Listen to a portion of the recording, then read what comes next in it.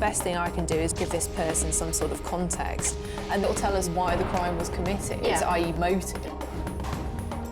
I think the chemistry is telling us that this person is playing a very careful political and religious game. And you think there's all this political upheaval going on in ancient Egypt, and it's encapsulated in a tiny sample the size of a pinhead. Just because they're 3,000 years old doesn't mean that we can't apply modern forensics and come up with good answers. I'm far from convinced that's going to be an easy job. It feels like it's doing more damage, if you see what I mean. This is a really exciting find and a brilliant result for this sort of experimental archaeology.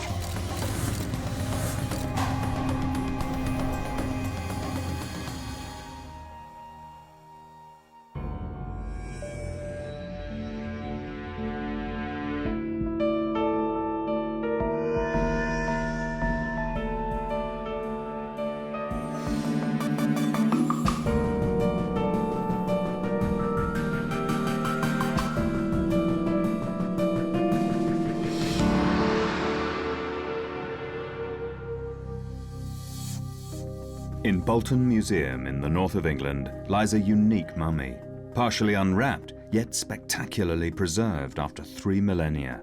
Her identity shrouded in mystery, her cause of death lost to history.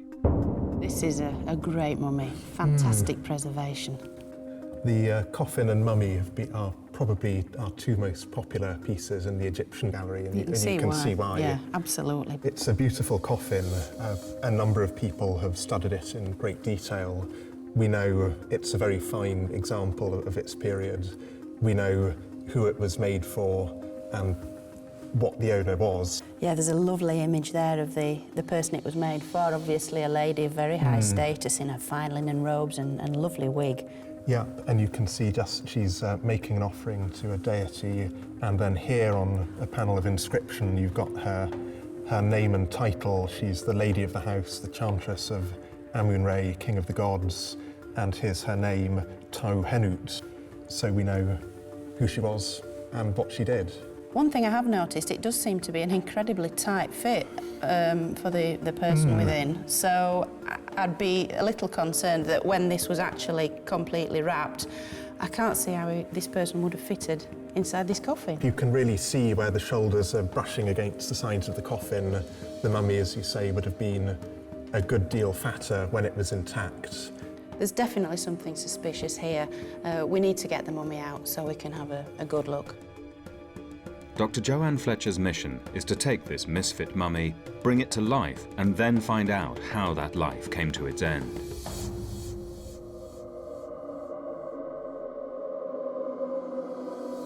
She is one of Britain's foremost Egyptologists and a world authority on mummies. The grime of centuries could hide any number of secrets from a casual observer, but Joann is anything but casual. Beautifully preserved earlobe, absolutely superb.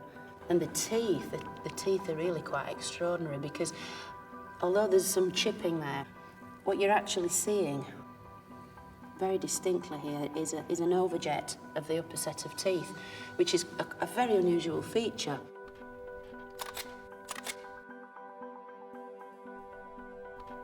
The initial physical inspection is crucial. In her work, the tiniest details often provide the vital clue as to how someone lived or died. Together with her team of elite scientists, Dr. Fletcher has investigated mummies on almost every continent. This is going to be a tough case for the mummy investigation team. Dr. Stephen Buckley is one of the world's top archaeological chemists. He uses cutting-edge techniques from the world of chemical research to identify substances in, on, and around mummies. Duncan Lees is a forensic archaeologist specializing in high-tech survey techniques. His forensic expertise means he's called in to investigate modern crime scenes all over the world. Jill Scott is an Egyptologist and an expert in the preservation and conservation of mummies. Her research skills and wealth of archaeological knowledge make her perfect as the team's archive and background researcher for the investigation. The challenge is now on. The team may have the tools of modern forensics, but with little information to go on, they'll need all their investigative skills to unlock this ancient mystery. Dr. Fletcher's briefing gives the team a starting point for the investigation. The coffin apparently has been studied by quite a lot of academics over the years. They know plenty about the woman it was made for. You can see its beautiful colours. This is the lady herself. She was a priestess. So you can imagine this in its complete state. There is no way that body would have fitted originally into this coffin. It seems to fit into me. I mean, it's in there. Yeah, but you can see it here. I mean, where the body's gone into the coffin, particularly around the shoulder region, it's taken off paint down the side of the coffin where it's been squeezed in. Egyptian mummies were generally very well wrapped. We've got documented evidence of, up to 250 square metres of linen wrappings being used on these individuals. The mummy's size is a clear sign that something's not right, but the team is going to need more to go on to have a chance of cracking the case.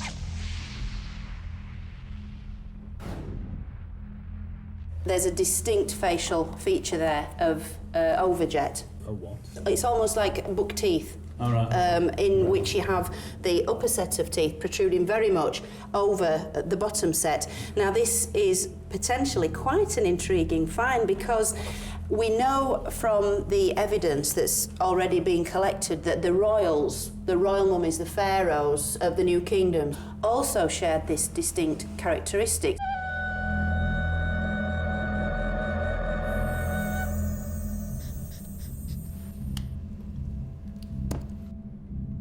For the ancient Egyptians, everything connected with death was significant.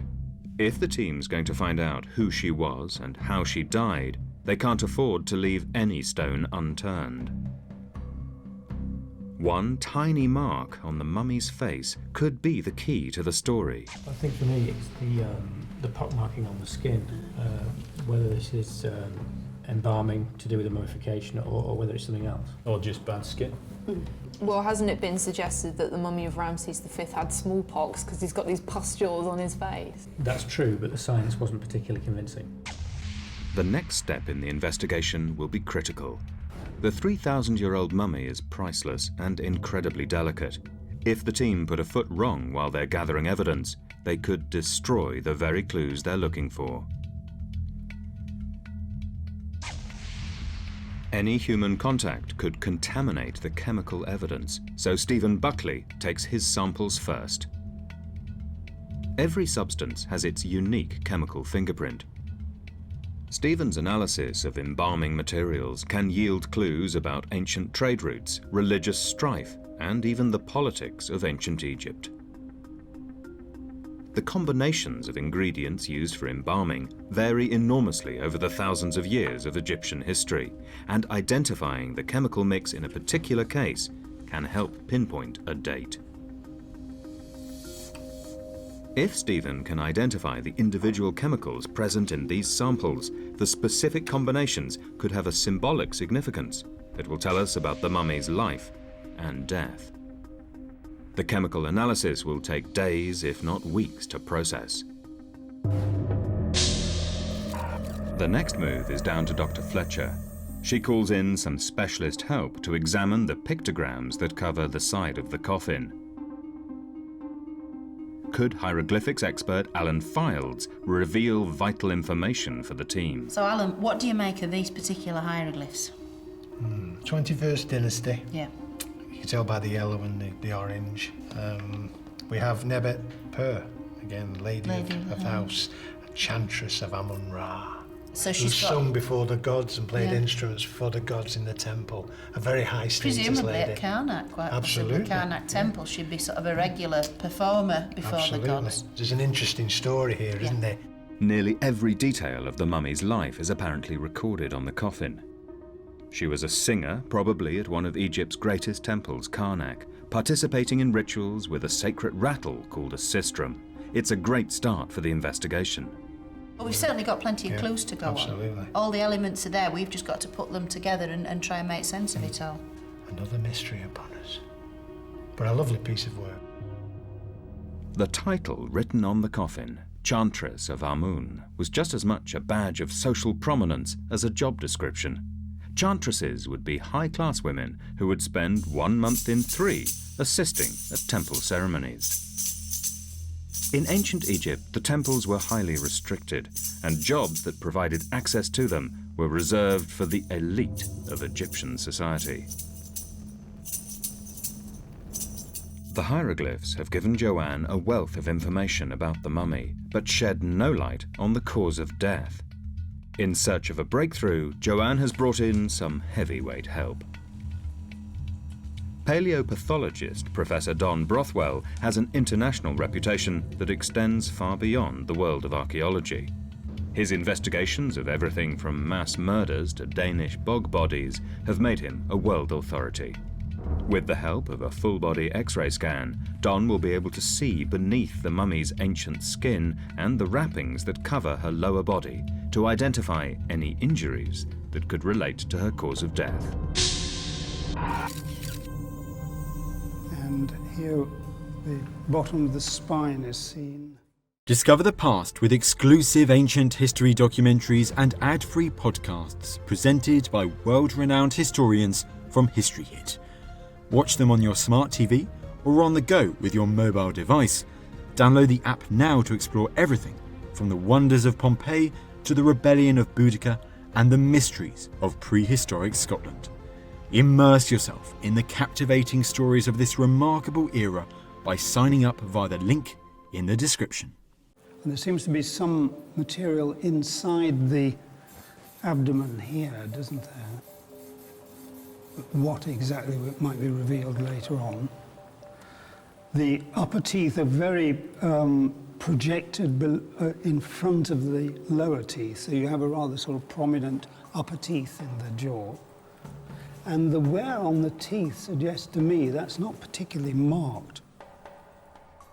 The fact that Don's dental inspection has revealed very little wear on the teeth means the mummy must have enjoyed a high-status diet of soft food and been less than 30 years old at the time of her death.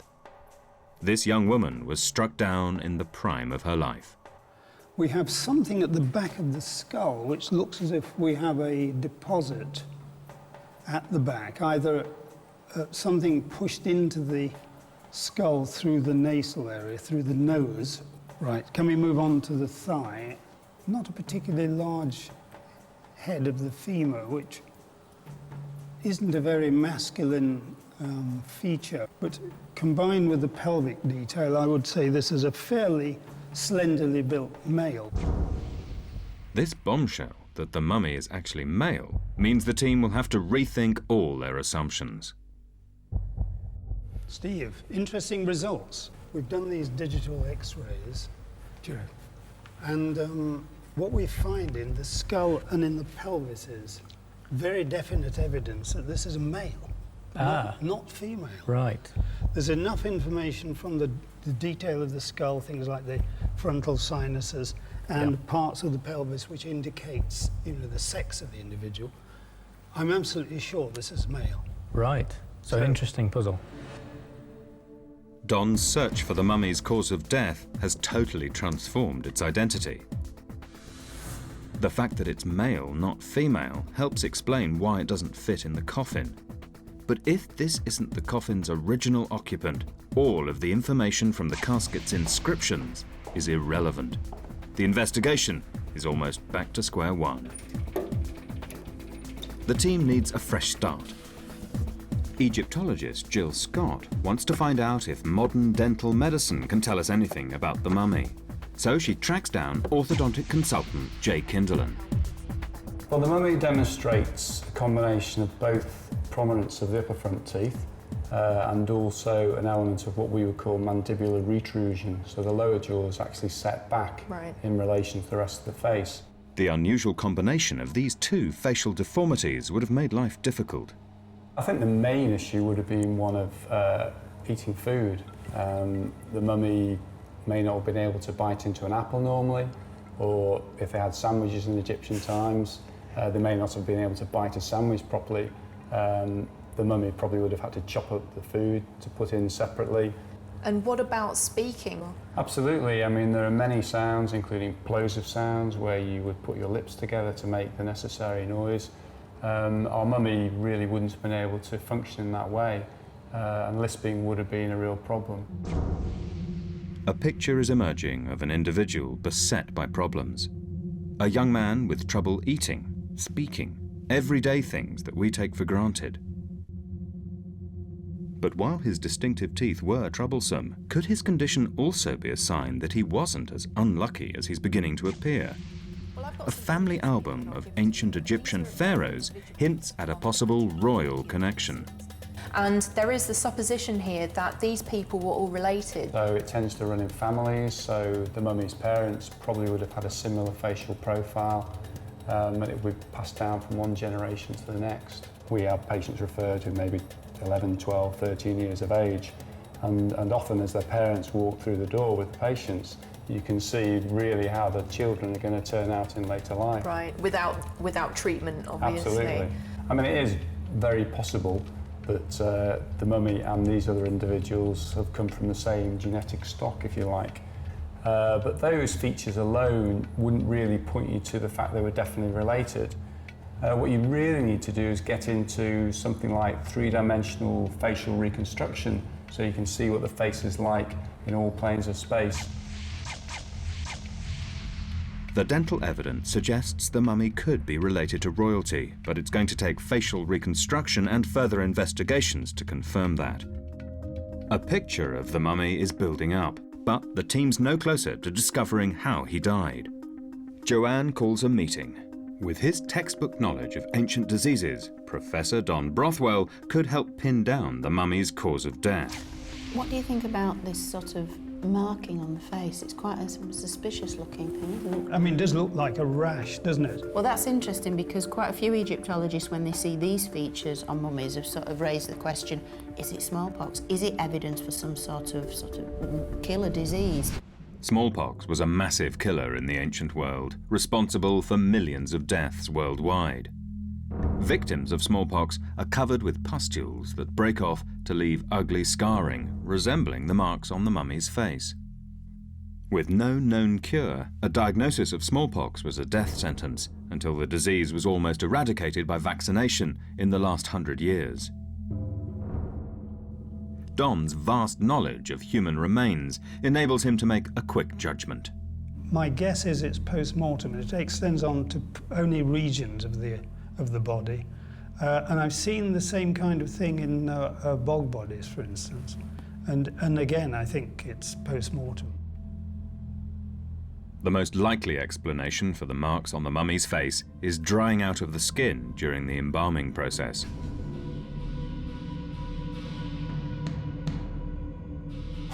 With the killer disease eliminated as a cause of death, the team turns to in-depth analysis of the X-ray results for answers. The brain box is obviously empty except for what looks like a deposit at the back of the head. And are those little fragments there due to the damage when the whatever metal implement it was driven in? I think that explains this sort of area of, is it bone, is it loose bone? Because I was interested in cross-referencing with the sort of X-rays of Tutankhamun, the most famous ancient Egyptian of them all. Yes. But you also have what appears to be a kind of bone fragment, which for many years was regarded as a cause of death. You know, this bash on the head, was King Tut murdered and all that. Right. So I'm interested on your thoughts on that little tiny fragment there. Bone fragments in the brain cavity could be evidence of foul play. Are they signs of a blow to the head, like the one thought by many to have killed King Tutankhamun? Or are they just a byproduct of the mummification process? So, Don, do you think to try and work out exactly what's going on this X-ray image, we ought to undertake some form of experiment? Yeah, I think it'd be well worthwhile. As long as you don't call me in. A lot of force is going to be needed, isn't it? It is, yes. Duncan? Can we just have a word about I'm that? not entirely happy with the way this is going, judging by the conversation that's been happening. Well, I think we need somebody with a fair amount of strength on this one. It's trying to recreate what we're seeing on the X-ray here. We know that the brain was removed by some sort of force up through the nose with a metal tool, and then the brain was taken out. So what we're trying to do is recreate the sort of damage that you're getting within the human skull in an experimental way. Well, let's wait and see what happens, because I'm far from convinced that's going to be an easy job for you. If the experiment can produce chips of bone in the skull, it could be a major step in the investigation. But replicating a 3,000-year-old brain removal process will be easier said than done. The removal of the brain was just one stage of mummification. For an ancient Egyptian, the preservation of their body after death was the key to eternal life. So tremendous importance was attached to every aspect of the embalming process. To prevent decay, the main internal organs, other than the heart and kidneys, were removed and stored separately. Removing the organs without damaging the rest of the body required tremendous skill on the part of the embalmers. With the experiment underway to try to explain the bone fragments inside the skull, the investigation is making headway. And at the team's state-of-the-art chemical laboratory, Stephen Buckley could be one step closer to finding the mummy's identity. After hours of careful preparation, the first results from Stephen's chemical analysis are starting to come through. GCMS is the gold standard when it comes to identifying organic chemicals. It provides a graphic fingerprint of every chemical compound within a minute sample. That can mean hundreds of substances in a sample the size of a pinhead. What GCMS allows us to do is to identify components individually from a very complex mixture. There's plenty of components in there, so hopefully some of them will be quite interesting. From what we know so far, certain substances were associated with certain deities. So there's certainly symbolism as well as the practical materials, there's no question of that. I suppose we're really looking for the more minor components that may tell us something about political identity, religious affiliations, trade routes, that sort of thing. The GCMS machine heats the tiny samples until they turn into gas. The temperature at which substances in the samples vaporize plays a key part in identifying them. Hours later, he has his first breakthrough. This is a major component in the sample, thymol. There's actually a lot of it in thyme, for example. What it certainly points out already, to me, is that the embalmers knew their stuff, that they were choosing materials that would genuinely have preservative properties, antibacterials. So thymol is quite a powerful antibacterial. Identifying 3,000-year-old plant residues would be impressive enough, but not for Stephen Buckley. He can even tell you what altitude they grew at. What we certainly have is a conifer resin. What I'm trying to look for now are markers that suggest a mountain conifer. If conifers are exposed to higher levels of radiation as they are at higher altitude, then they actually give a chemical fingerprint showing that, and that can sometimes give us clues. The cocktail of expensive embalming ingredients containing a resin from a distant mountain conifer confirms the team's thoughts that the mummy must have been someone very important. It also hints at exactly who this mummy may have been, but that can only emerge after days of painstaking analysis.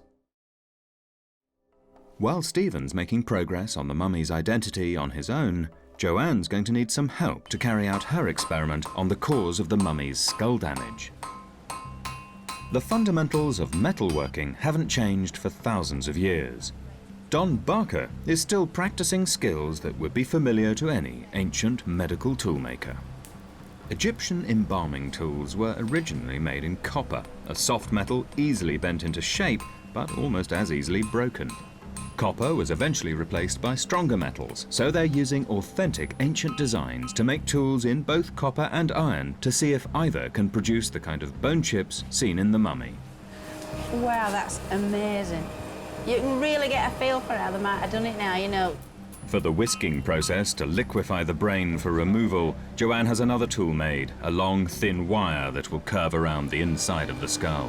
So yeah, you can see how you could feed it Yeah, up the nose. yeah, And then once it's up, then it's like a handle to rotate, isn't it? absolutely.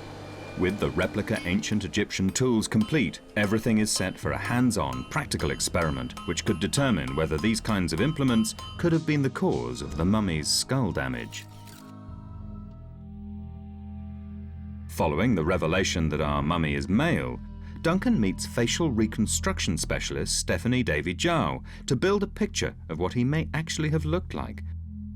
So I have a virtual model of the skull here. Okay. And what I then do is an analysis of the skull to determine sex, approximate age, as well as ethnic affiliation, if I can determine that. Right. With these parameters in place, Stephanie uses data gathered from modern populations to make an estimate of skin depth that she then applies to the model. I can add eyes. Every person has approximately the same size of eyes, but the placement inside of the eye socket or the orbital is dependent upon the individual.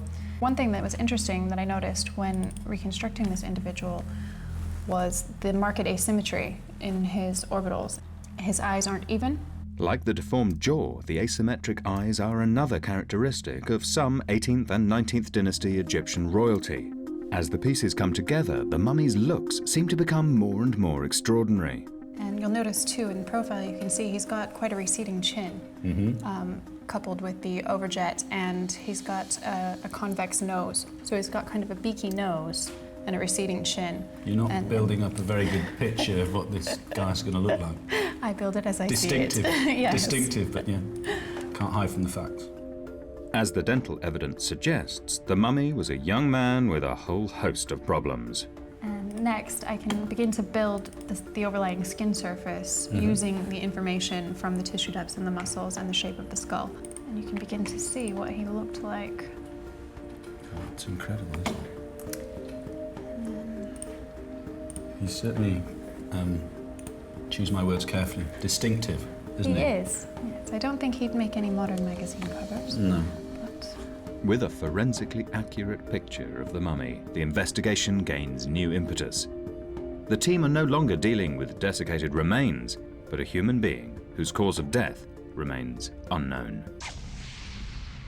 Duncan and Joann are poised to conduct the experiment that should help decide whether the mummy was killed by a blow to the head or whether the bone chips in the skull are the product of embalming. With human volunteers in short supply, the team have to compromise. In our case, we have to use a sheep's head, but in many ways, the sheep and the human, in terms of size, the size of the brain, etc., they are quite similar, aren't they? The ancient Egyptians believed the heart was the centre for thought and emotion, so they were unsentimental about removing the brain to stave off the decomposition process. But with this, the idea was that it was forced up inside the nose, broke the top of the nasal bone, and then the brain inside kind of whisked, liquefied in effect, and then it could be drained out back down the nose. So, time for a tap. Absolutely.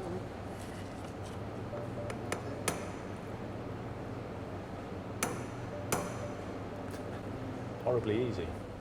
Just a few minutes into the experiment, the team suffer a setback. Now look, it's bending. And that's exactly what the blacksmith said would happen. If we mark how far it's gone up, that must have gone through into the cavity, and it's bent around. With the copper tool out of action, Duncan is going to have to use a more modern iron version to stand any chance of recreating the damage in the mummy's skull.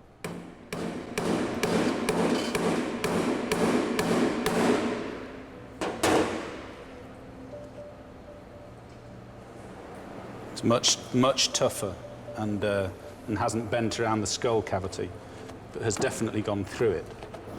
In fact, I'm probably not going to be able to take this out again now. Hence the damage to the... Now look. Oh, no, that's lovely. Look at that. And these are fantastic because this is exactly... I wouldn't be able to extract all of these with the hook. I don't think I could pull all of the brain out. Chunks of brain tissue are a good start, but bone fragments remain elusive. Egyptian embalmers could remove a brain by liquidizing it in as little as 20 minutes. If Duncan can't produce bone chips in this time with the more destructive iron tool, the test must be considered a failure. So the 20 minutes is up, Duncan, so how's it gone? Look, I can't actually quite believe I'm saying this, but it's been incredibly interesting. I mean, what I've been able to do is extract actually quite a lot of the brain tissue here using both the smaller and thinner whippier action, but also with the heavy-duty tool as well. Material has been coming out, but what's interesting me most of all is that within this material there are chips of bone, really very clear shards of bone. That's exactly what we were seeing on the x-rays of the Bolton mummy. I'll just take the skull and tip it up here and see whether we get anything coming out through the nasal cavity. I have spent a long, it's a good 20 minutes and violently moving the instruments around, but what we get is a big fat zero, absolutely nothing. The brain may not have completely liquidized in 20 minutes, but the experiment is still a major boost for the investigation. The brain removal process has produced visible chips of bone. With the embalming procedure itself clearly capable of causing this damage, there's just no reason to suppose that our mummy was hit on the head. It must be ruled out of the investigation. With one cause of death eliminated, the team are making real progress. Now, some hard work in the lab is uncovering exciting developments in the quest for the mummy's identity. Remnants of cloth from the mummy's wrappings contain telltale evidence. Certainly one of the things that struck me particularly when I was looking at the actual mummy in Bolton, the very sort of fine quality of this linen, because quite a lot of mummies, Egyptian mummies certainly, are wrapped in quite often quite coarse material, often reused, recycled, even amongst sort of what you call the middle classes, I guess. But with this one, it's really fine stuff, the finest quality. Definitely. And it's almost as if the linen's been applied, a little bit like papier-mâché. It's been applied in a thin layer and then coated in something, and then another layer of wrapping applied and another layer of coating. So I'd really be interested to see if the coating's applied on each layer, and certainly at different areas of the body. There's plenty to sort of go on here, isn't there? There's a lot of interesting things at play, I think. Joann's examination of the fabric confirms the team's first instincts that the mummy is someone very high class. But the results of Steve's chemical analysis promise dramatic new developments. The chemistry is actually looking quite interesting. We've got a lot of thymol, which is something that occurs in thyme, for example. What we've also got with this triterpenoid resin is pistachia. Well, that's a very distinctive chemical fingerprint, all those ingredients put together. To some extent, it's a royal marker. So I think it suggests this was someone of note, given the amount that's being used. The pistachia shrub, prized for its sweet-smelling resin, was used almost exclusively for embalming members of Egyptian royalty during the era of the New Kingdom. Suddenly, the notion that our mummy is of royal descent has gone from an intriguing idea to a definite possibility. But Stephen has even more surprises up his sleeve. What's also interesting, curious initially, was the fact we actually have a division. So a line has been drawn through the mummy, if you like. The left side suggests sheep, possibly goat. With the right side, he's got cow or bull. One half of the mummy's upper body was covered in sheep fat, the other in cow fat, each substance symbolically linked to rival Egyptian gods. Sheep or goat, so the sacred ram of a moon, represented the sort of grand traditions of the ancient Egyptians. But then he's sort of playing both sides, isn't he? If he's sort of showing evidence of the sort of cow fat, sort of bovine material. Yeah. He's got this link to the Hathor, the bovine goddess, linked to the sun. It's an incredible discovery. By analysing tiny drops of fat taken from both sides of the body, Stephen Buckley has opened up a dramatic chapter of Egyptian history. Egypt in 1250 BC was politically divided between north and south. Hathor, the cow, was daughter of the ancient sun god Ra, a symbol of the north, favoured by priests who were loyal to the pharaoh. The god Amun, represented by a ram, was the chief deity of the powerful priests who dominated the south. I think the chemistry is telling us that this person is playing a very careful political and religious game. He wants to get the balance right. He's actually showing that he's pro-Moon and pro-Ra. When you think there's all this political upheaval going on in ancient Egypt and it's encapsulated in a tiny sample the size of a pinhead. If the mummy was performing this delicate political and religious balancing act in death, it narrows down the possibilities of who they were in life. So on the basis of this amazing data, are we able to sort of try and pinpoint more precisely who this person may or may not be? I think for me, from the chemistry and the mummification evidence that we have, it suggests a possible Ramesses II connection. With the shaven head, that's an interesting one because, of course, it's a clear mark of a priest. In isolation, the mummy's lack of hair wouldn't be significant, but combined with all the other evidence of his status, his distinctive facial features, and the religious importance of his embalming materials, it's a key indicator of his identity. Then potentially we're looking at one of the royal sons of one of the pharaohs. The chemistry suggests this mummy was rich and important, a prince of the royal house, a priest, and a political player in one of the most turbulent periods in Egyptian history. The incredible 66-year reign of Ramesses II was an exciting time to be alive in ancient Egypt. Led by its extravagant king, the Egyptian empire expanded dramatically before slowly tumbling into economic decline. Ramesses was responsible for building some of the most spectacular monuments in ancient Egypt, many of which survive today. The temple complexes at Karnak and the Ramesseum forever pay silent tribute to an era of great achievements and great political intrigue.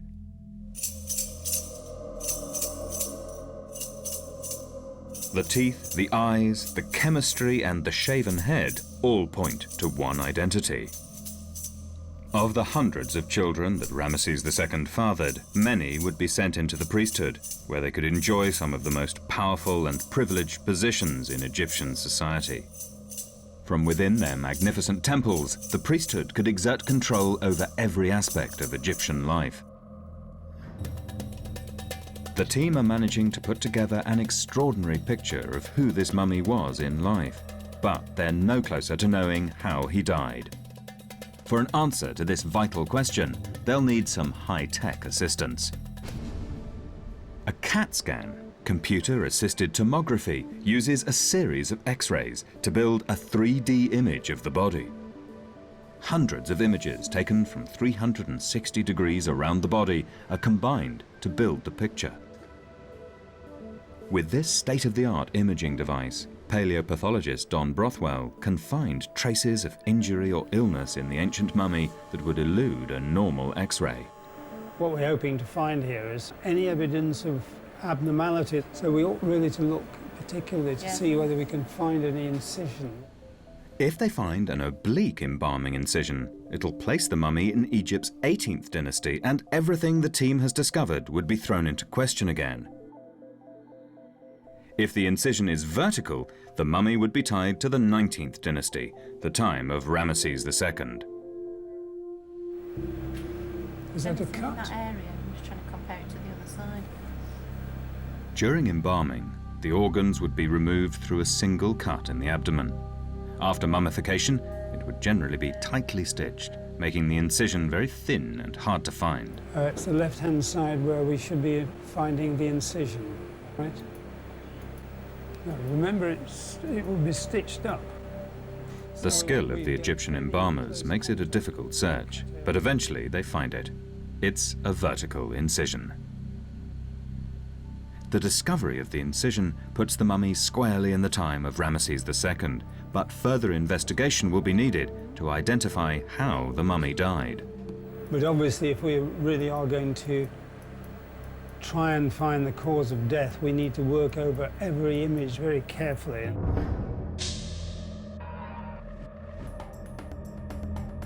Back in York, detailed analysis of the CT scans has uncovered a surprise hidden beneath the mummy's wrappings.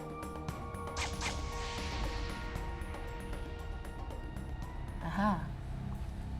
This is a man. So we're coming down now into the pelvis. Can you see we're beginning to get a separate structure showing up there beyond the abdomen? I'm fairly sure we're seeing sections of the penis there. So this man, all right? That looks very, very sort of dense. Yeah. It looks like it's been quite well wrapped. Well, it's been well prepared for death and the next life, I suppose. For sure. But what puzzles me is I can't see any evidence of a scrotum or testicles. The embalmers have taken great care to leave the mummy well prepared for the afterlife, but their preparations have left us with a puzzle. We're dealing with a sort of section through the arm about here. Look how tight the skin is. Again, we seem to be dealing with a body with not very much tissue around the bone. It does look very high status, a member of the elite, and you'd imagine had a very, very high status diet. If there is this evidence of sort of potential emaciation, does that suggest this individual was undernourished? Well, it could be a disease, couldn't it? Or the alternative is a cancer. So could it be that that's causing this?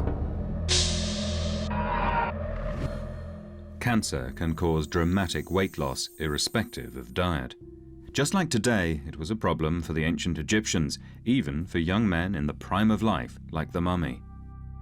There's no good evidence of growths or erosions into tissue which suggest to me that it is, you know, that you've got secondary cancers. So no tumours or anything? No tumour evidence there at all, except for the thinness of the body.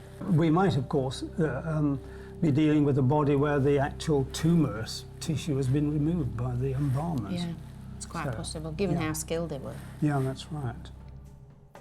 While the mummy's body shows signs of cancer, the cancerous tissue itself, like the mummy's scrotum, is mysteriously absent. Could these two absences be linked? Today, testicular cancer is relatively rare, but it can still be deadly. 3,000 years ago, it was even deadlier. The problem might be diagnosed, but was impossible to treat. When a cancer sufferer died, the embalmers were known to remove ugly cancerous growths so that their bodies were again perfect for the afterlife. The mummies of Ramesses II and his son Meneptah both had their testicles removed. Whether this is evidence of a hereditary vulnerability to cancer or simply a family mummification tradition is hard to say. But crucially, the scans have raised a real possibility for how the mummy died. At Bolton Museum, Don Brothwell joins Stephen Buckley in trying an old technique that could fill out the final branch of the mummy's family tree. Facial reconstruction has brought to life the mummy's extraordinary features, but to prove that they are a family trait, another test is needed. The facial features that determine a person's looks can be scientifically measured and compared with craniofacial measurements of family members.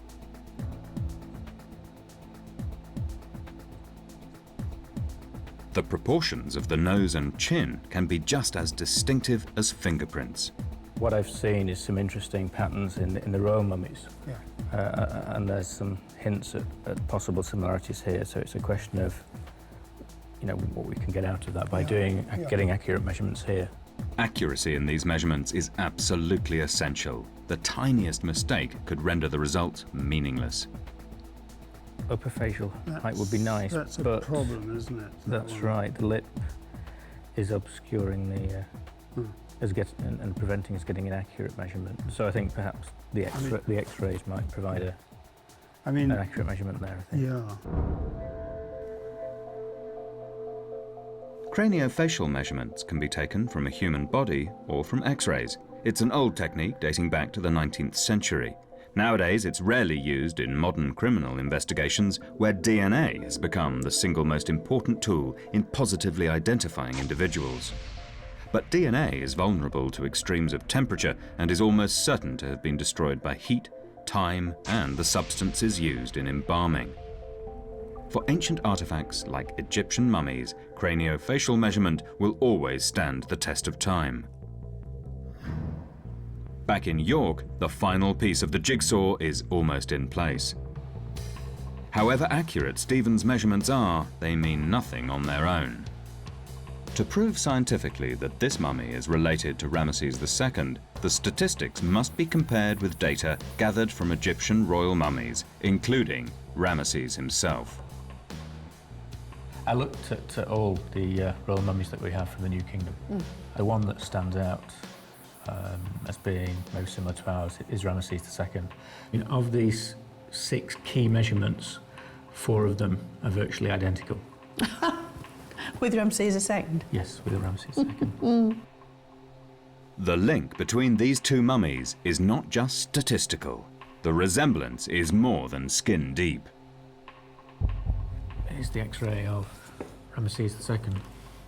That is so similar. Look at that. Yeah. Look at the nose. The degree of overjet, the angle. And the chin. That is such a distinctive yes, chin. the jaw, the Ramesside jaw. The mummy differs significantly from Ramesses II in only 2 measurements. Surprisingly, these 2 rogue statistics actually reinforce the mummy's link to Ramesses through his father, Seti. Other than these couple of measurements here where it's Seti I, who, as we know, was Ramses II's father. Yeah. So that will be expected from father to son, and then our individual. That's amazing. That's quite good, isn't it? The mystery of the mummy's identity appears to be solved at last. He's almost certainly a blood relative of one of Egypt's greatest pharaohs. What we find in the skull and in the pelvis is very definite evidence that this is a male. I mean, it is very possible that the mummy and these other individuals have come from the same genetic stock, if you like. I think the chemistry is telling us that this person is playing a very careful political and religious game. That is so similar. Look at that. Or it could be a disease, couldn't it? Or the alternative is a cancer. After weeks of intense work, the investigation has yielded discoveries no one could have anticipated. To come to the point we have, as in a relative of Ramses II, is quite mind-blowing. That any one of those pieces of information, if we hadn't had it, if we hadn't found it, could have taken us in a completely different direction. For me, we just let the science do the talking. Yeah. It speaks for itself. For this mummy, the science speaks volumes. Contrary to the inscriptions on the casket, this mummy is male, switched into the casket either in Egypt or during his long journey to Britain and Bolton Museum. The team's painstaking work has painted a picture of a fascinating life and suggested that the mummy could have died of cancer while still young. So basically this person had a life of wanting for absolutely nothing, which makes, the manner of his death such an irony, doesn't it? As Don flagged up, it certainly appears to be some sort of wasting disease, possibly even cancer. I mean, that's a tragic irony. This rich, powerful man, who should have enjoyed a comfortable existence at the pinnacle of Egyptian society, was perhaps humbled by a condition that respects neither wealth nor power, and still haunts us today. Every time we look at the mummies, look at the bodies, it's not an object in space and time. It's not I don't understand them because this is a statist individual. You connect on a very human way. We aren't looking at just some artefact in a museum. This is a living, breathing human being that people once loved and once cared for. They had the same fears that we did and felt the same pain that we did. I think that's why it's nice that we've gone some way to giving him his identity back. The idea of gaining immortality through mummification might seem strange to us, but in a very real sense, this mummy's embalmers succeeded in their task. Their careful work has ensured that his memory and his identity will endure for thousands of years beyond his death.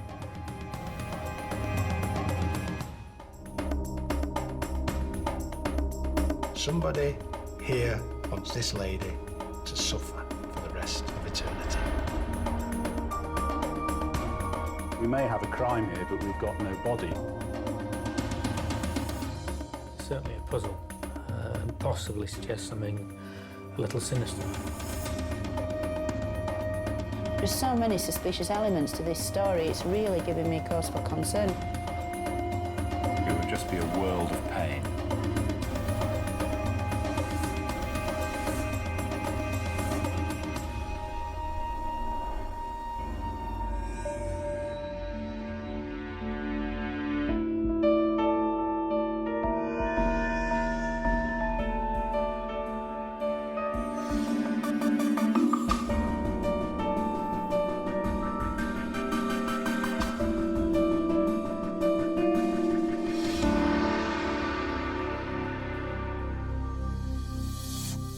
mummification, the preservation of dead bodies, became more than a science in ancient Egypt.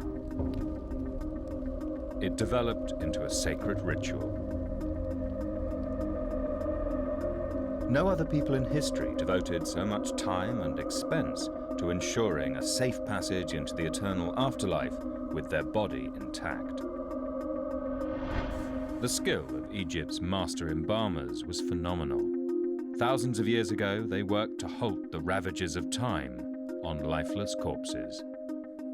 Today, forensic technology can unlock that person's secrets to reveal the intimate story of their life and death. Over 2,000 miles from Egypt, in a museum in the north of England, lies the beautifully preserved coffin of an Egyptian mummy. But the body inside remains a mystery. The workmanship and sophistication of this coffin suggest that it would have taken weeks, if not months, to create.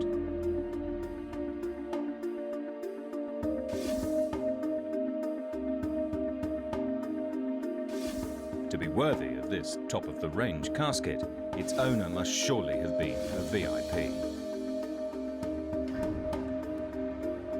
Dr. Joann Fletcher is a renowned Egyptologist who's done excavation work and mummy investigations around the world. She's been called in to try and unlock the secrets of this hidden mummy. It came into this country a couple of hundred years ago, and rather than going to the British Museum or another major institution, it came up here to Newcastle. Well, it's obviously an Egyptian mummy covering. It's obviously female from the exterior at least. So I'd be quite interested to sort of try and find out more about this individual inside. So I'm really looking forward to sort of seeing the mummy. I'm afraid we can't do that. We really can't open this up because we're worried about damaging this beautiful object. So is she completely sealed? Yes, she is. There's no small openings that we could take any samples or anything, no? It's completely sealed. Yeah, it's good. This is going to be quite a challenge, I think. First and foremost, what I'd really like to do is take a series of photographs from every angle, pretty much, so I can then go back to talk with the team in York and try and plan some sort of strategy, see what techniques we can bring to bear to study this, this very enigmatic and fascinating mummy.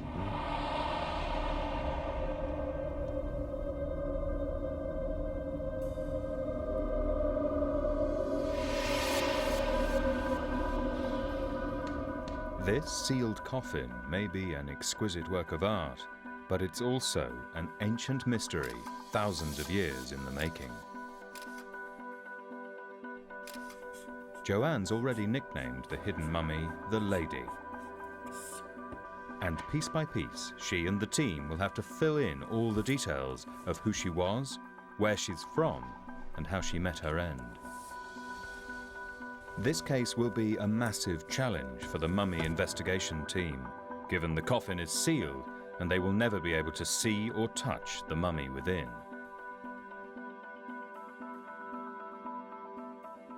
The team are among the best in their field, but even for them, the task would probably be impossible, except for one thing. 2 years ago, for conservation purposes, the museum had the mummy CT scanned. Computed axial tomography is an advanced form of the conventional X-ray. Instead of revealing the outline of bones and organs, the CT scan forms a full three-dimensional computer model of the human body. This medical blueprint of the lady will allow the team to analyze specific areas of the body in great detail. The forensic data will be a priceless tool for the team as they try to uncover how this woman lived and how she died. Dr. Stephen Buckley has an international reputation for his chemical analysis of mummified bodies. His unique experience may unlock a vital clue on this mysterious coffin. Well, from the chemistry, it's certainly possible that some sort of concealment was going on. Egyptologist Jill Scott's specialist knowledge in ancient human remains will be crucial in unravelling the real story of how this mummy died. injuries like that, I would expect to be lower Further down, It is that's very correct. high up. And Duncan Lees, who offers forensic support to criminal investigations all over the UK, is going to bring modern detective techniques to the case of this Egyptian mummy. Just because they're 3,000 years old doesn't mean that we can't apply modern forensics and come up with good answers. The lady, like every case, begins with a team briefing here in the incident room at the University of York. Joann begins with the bad news. We aren't allowed to take this covering off. We aren't allowed to do any physical sampling with this. There is no way into this mummy. The team gets straight into analysing the CT scan data.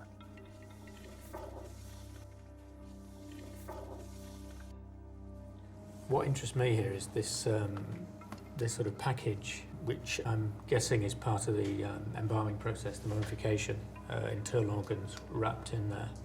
But there is a lot that we can do. I mean, using technology that Stephen will be applying as well, that looks through the coffin, looks into the interior, and builds up still three-dimensional information that will be a good starting point for us to create a virtual reality person. The whole premise with this one is it's a completely, hands-off zone. We're not allowed to touch. But using this technology to penetrate through the wrappings, through the coffin, we can hopefully then, really bring this woman back to life.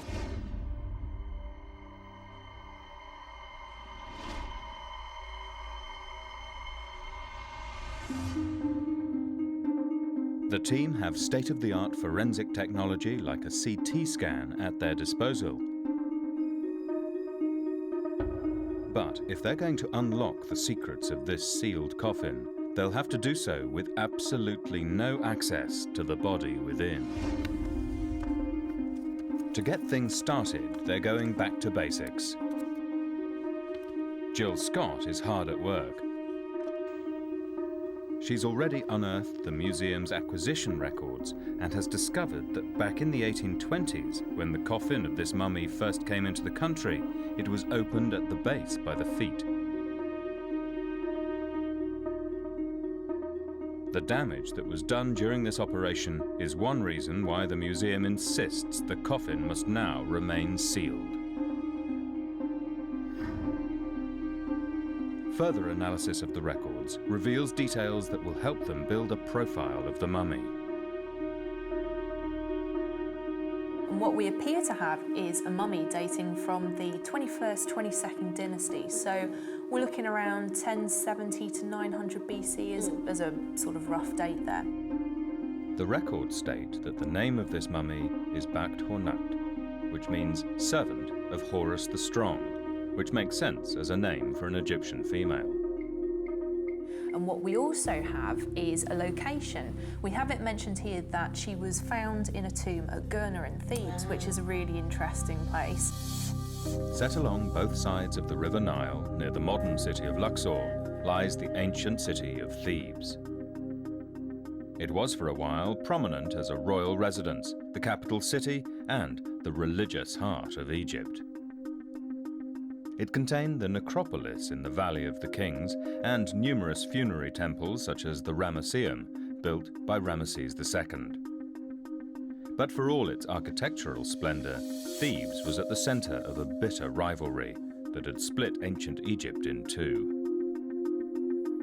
The south around Thebes is entirely controlled by the priests. So you've got these elite priest kings, these powerful dynasts that control the whole area. So whoever Our Lady was, she was very much under the thumb of these priests, both on a religious and I'd say a political level.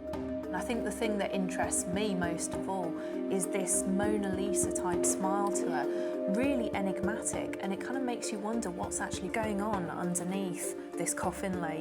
What is she hiding? In order to find out more about the lady, the team need to establish what she looked like in life. But with her body sealed in a coffin, this won't be easy. They've brought in an expert in cranial facial identification. Steph Davy-Jow uses her expertise on criminal investigations and archaeological cases. Taking the data from the CT scan, her computerized reconstruction model will reveal this woman's face for the first time in thousands of years. This is a virtual 3D model of her skull. Rather than showing you how she would have looked now, I can show you what she would have looked like at the end of her life. Steph has identified a number of changes to the woman's facial structure caused by the process of mummification. Her jaw had been rotated into an open position. Okay. And her nasal bones had been broken, likely when they removed her brain. Okay. So I rotated the mandible back into its natural position. And I've taken the nasal bones, a bit like pieces of a puzzle. I was able to rotate them back into where they would have been. Using standard tissue depth markers, Steph is able to accurately recreate the thickness of the skin all over the mummy's face. The next stage of the process is to add eyes. These are obviously quite important to the final appearance of the face. All the pieces are beginning to click into place as the face of the mummy is slowly building. So I've begun to add skin. Essentially, I've built a grid using the tissue depths and the muscles to build the outer features of the face. Is this a generic sort of mesh that you've attached to the head, or does this built up as a sort of bespoke data set for this individual? I make it bespoke each time, especially in regions such as the eyes and the lips. It's very personal to the skull beneath. With the face almost complete, Steph starts to add the finishing touches.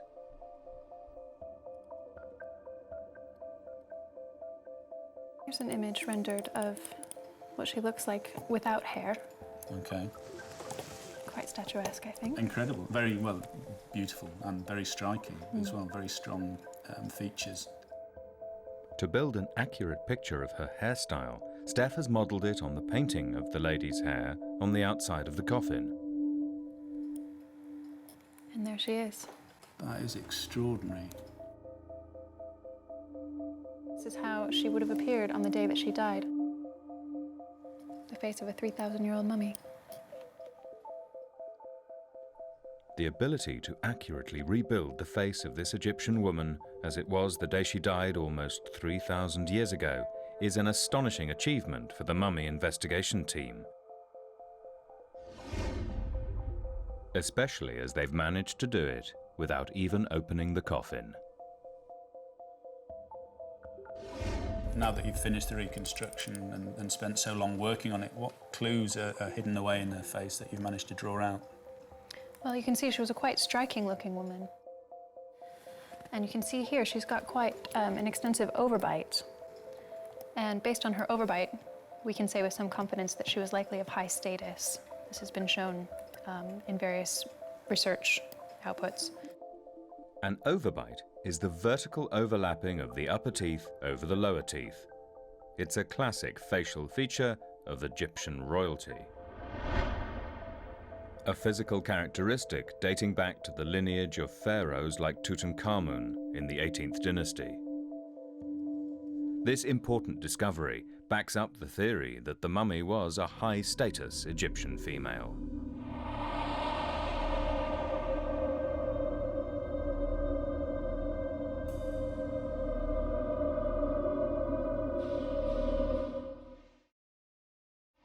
The mummy investigation team are among the first people to lay eyes on the lady's facial features in almost 3 millennia. Using museum records, the team has also confirmed her position at the top of Egyptian society, probably originating from the city of Thebes during the 21st to 22nd dynasty. But they are still no closer to working out exactly who she was or how she died. Joann is hoping that the hieroglyphs on the coffin could provide a vital lead. This ancient writing system contains a combination of symbols and alphabetic elements. Hieroglyphs were an essential component of mummification, as all Egyptian coffins had to correctly display the name of the person inside to ensure a safe passage into the afterlife.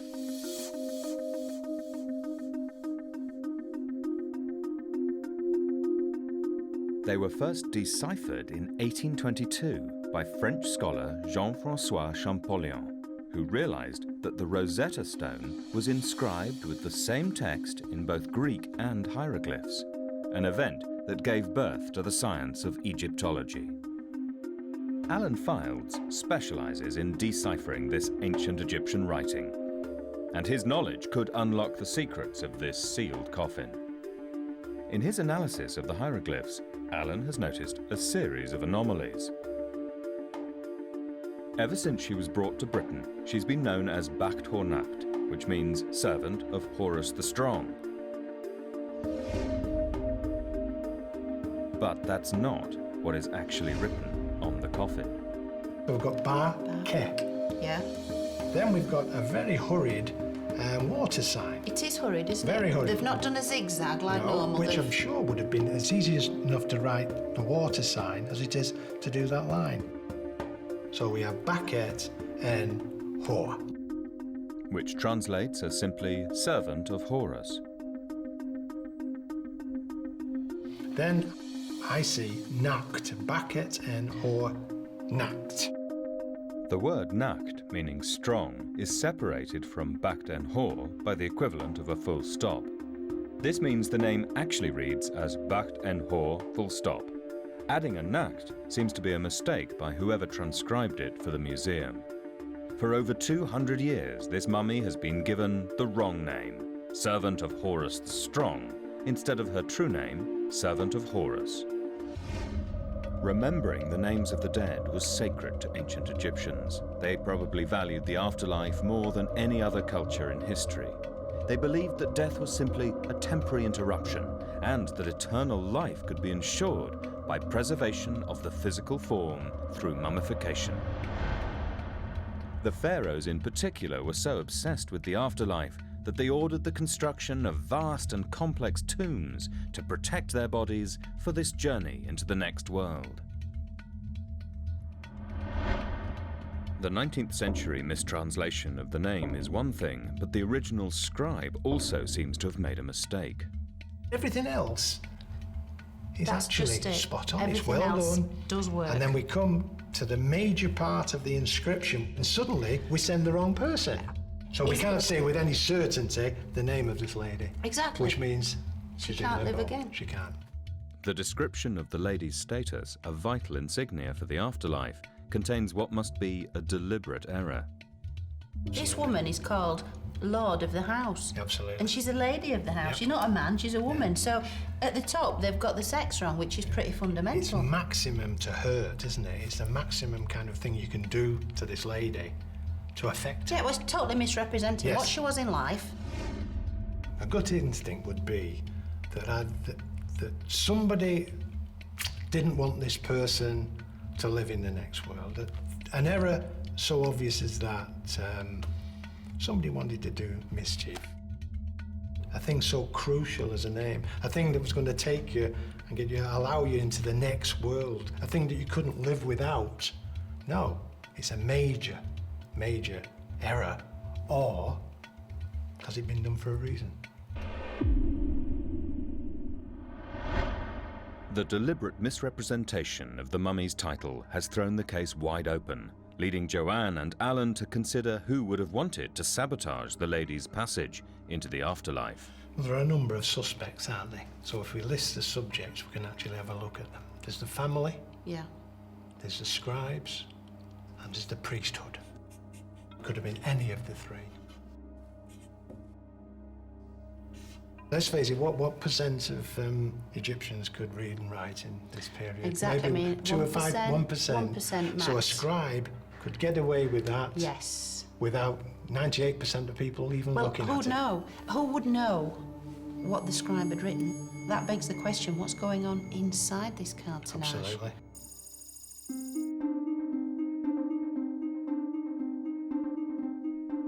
Symbolic damage was done to the inscription on the lady's coffin. The team now needs to establish whether any physical harm was done to her body.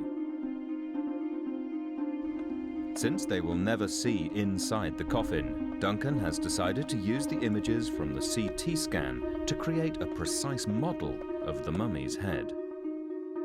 facial reconstruction established what this woman looked like while alive. Now he wants to know what she looks like today, sealed inside her coffin.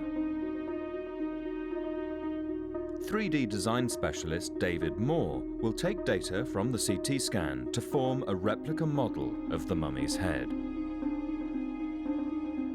Commonly known as rapid prototyping, this state-of-the-art technique will allow the team to turn the digital data into a 3D physical reality.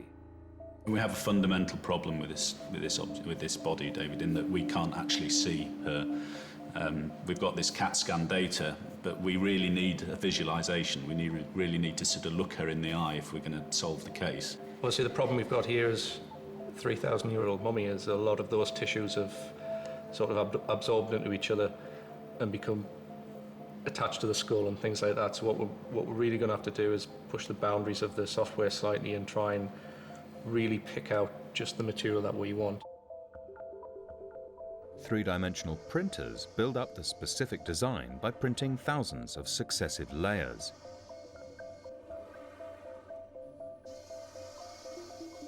The model is then created by alternating layers of glue and chalk powder. The 3D result is a dimensionally accurate head based on the source data from the CT scan. If you're observing a real mummy, you have to be so delicate, you know, contamination, everything that goes with that. What you've got here is an exact representation of what's lying within the casket, yet you don't have to be delicate with it. You can slice it in half, see what's inside. In a way, you haven't actually got a body here, you're looking at data.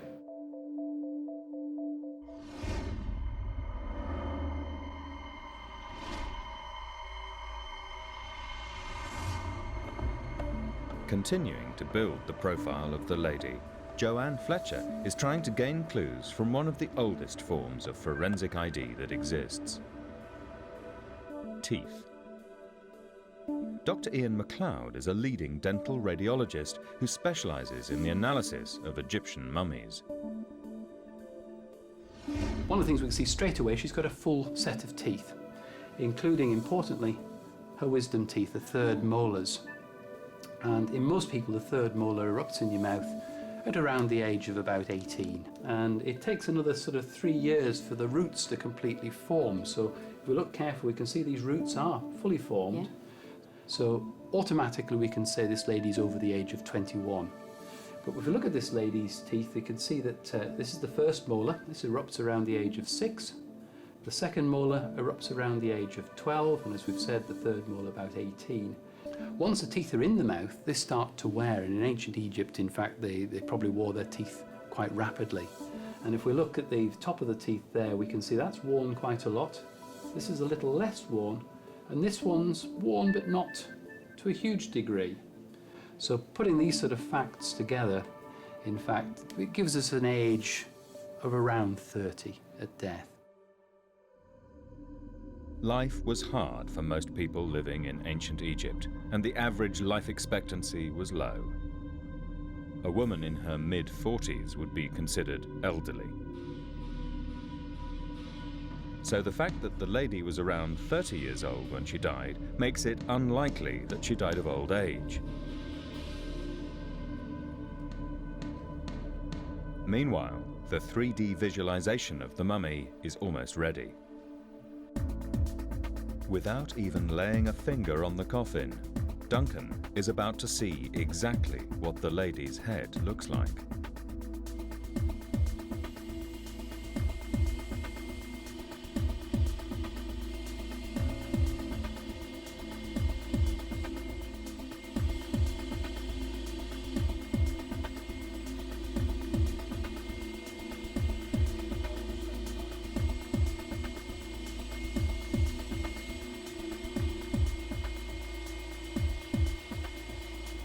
Model's fantastic, isn't it?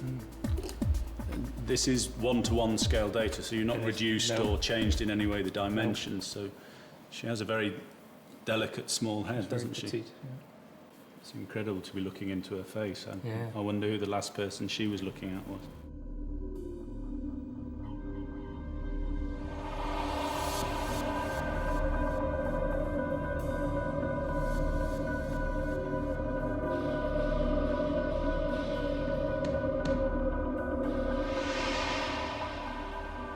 Thousands of years after her death, the mummy investigation team are trying to piece together how and why this Egyptian woman died. So far, they know her name, her date of origin, and where she lived. And even though she remains sealed in a coffin, the team now has an extraordinary image of what the lady once looked like. They're now reconvening to try to work out their next step. What we have isn't just a confusion with the name. There's certainly confusion with this woman's job title, the job description. We've got clear evidence of misspelling because these signs should read Nebet Père, which means lady of the house. Right. And quite categorically, that's not what it says. When you look carefully, they've purposefully missed out the feminine T sign. So they're basically calling her a him. Exactly. And this is categorically wrong. And that's completely contradicting the ancient Egyptian belief systems. So we've had a good step forward as well with the data from the cloud mapping, from the point cloud data that we derived from the CT scan. And this is going to be the only chance I think we get to look at her in real life. And here she is.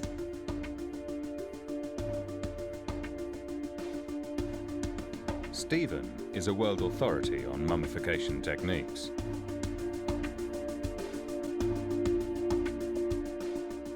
He immediately notices a glaring discrepancy. What concerns me and I notice is the difference between the fine decorated cartonnage and the state of the face. You see the sort of undulation here. It's almost like it's blistered or something, isn't it? Egyptian embalmers were highly sophisticated chemists who developed their art over thousands of years. A good embalmer would have preserved facial features to an incredibly high standard. But the 3D model has revealed the opposite. It's certainly not what you'd expect of a decent embalmer at this time. There is definitely an inconsistency here, right? And I think that's something that needs looking at. Where I would go now with this is to look at the body and to see whether you see it there. Sure.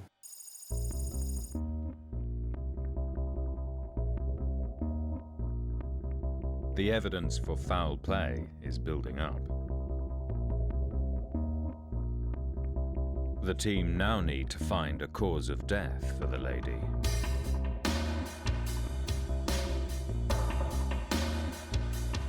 Using a printout of the CT scan, Duncan is consulting Surgeon Commander Mike Edwards, who serves with the British forces.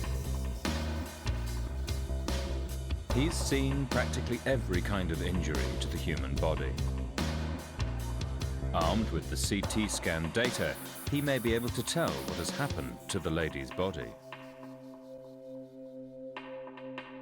After careful analysis, Mike is able to answer the question that has remained unknown for 3,000 years: how this woman died. If we look on the CT scan here, we can see that there is a massive incision or stab wound, whatever you want to call it. It is major, and it's not regular at all. It's ragged and irregular and extends very deeply.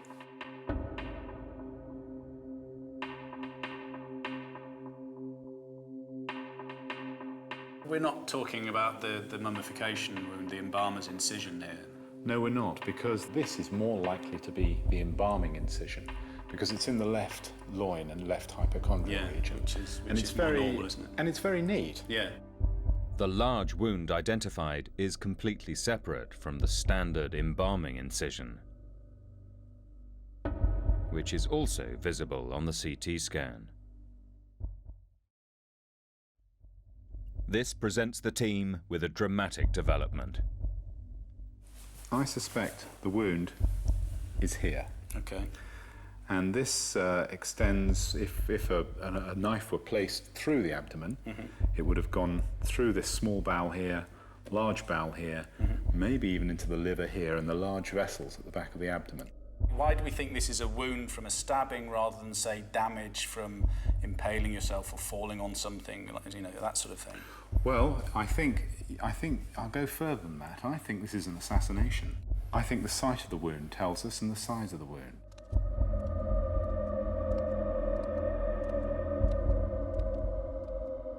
If we're imagining that I'm attacking you from the front, yeah. And if I'm coming in and I'm trying to stab you here, there'd be your blocks hands are going to be all over the place. I'm going to be stabbing you here, here and here. And certainly not up and under. Certainly not up and under, and there's liable to be cuts on the arms. Yeah. And, which we don't see. Which we don't see. Right. We see a large irregular wound in the right hypochondrial region.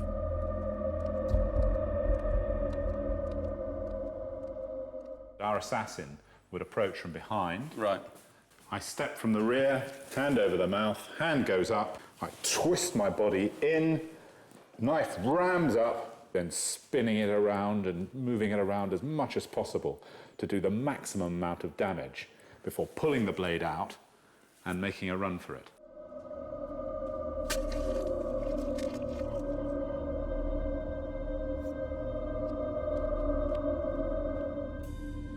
The violence of the stab wound would have caused extreme trauma to the liver, leaving the lady in unbearable pain. The reason it's so nasty with the liver, it's an incredibly vascular organ. It's got so many blood vessels going through it to do the job that it does in the body. Now, here's our weapon. Now, you can imagine that if this is penetrating through the abdominal wall, goes up into the liver and lacerates here, and he gruddles it around and he does as much damage as he possibly can. And you can see just how vascular this liver is, and all these little bile ducts here and blood vessels. This would have been pumping out blood, you know, at the rate of knots. Incredibly messy then. I mean, a lot of obvious signs. A lot of blood and guts. The guts would have been prolapsing out the wound. There would have been an enormous amount of blood.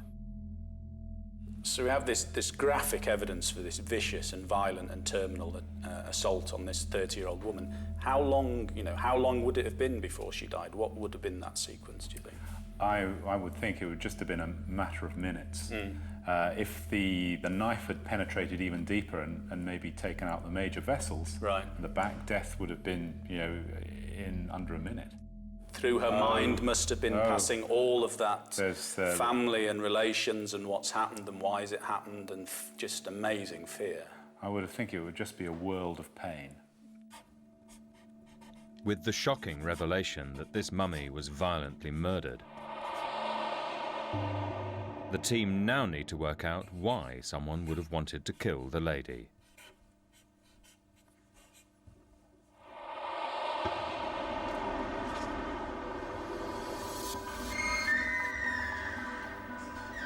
In a search for more clues, Joann and Jill are trawling through the Egyptian archives at the Literary and Philosophical Society Library in Newcastle.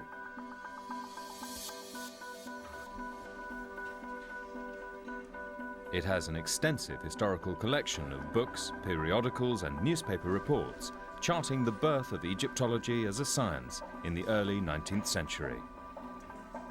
The Society hosted a public exhibition of the mummy when it first arrived in the country almost 200 years ago in 1821. All right. Oh, what you got there? Oh, lots of treats for us to look at. Excellent.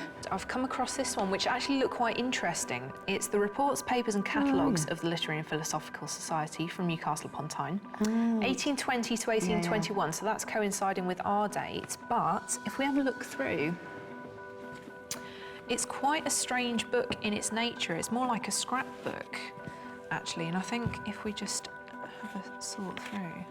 Oh, yeah. It's all handwriting. Yeah. Very beautiful handwriting, but then you've got small articles. Like newspaper clippings. Like newspaper clippings. But the book contains more than just newspaper articles. It's about to reveal a very big clue. Okay, well, that's interesting. A specimen of the cloth and cod taken from the mummy at the Literary and Philosophical Society, Newcastle on Tyne. I'll let you do the honours.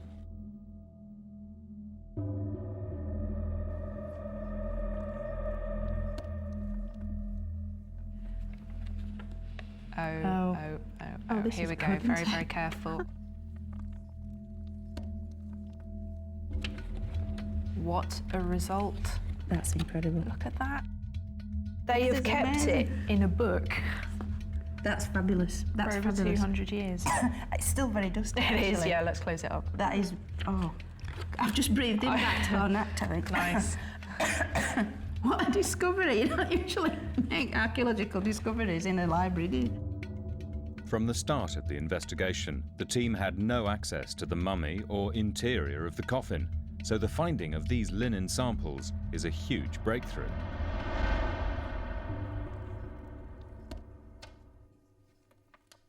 Tiny fragments of the linen wrappings are cut off to be taken away for chemical analysis in Stephen's lab.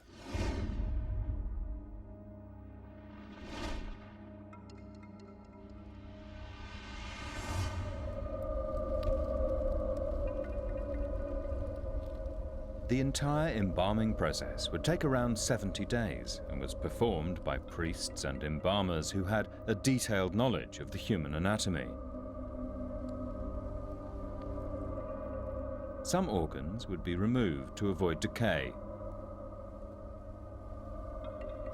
The body cavity was then packed with linen and spices before the body was finally wrapped in many layers of linen cloth. It's these linen wrappings that Stephen is analysing for their chemical fingerprint.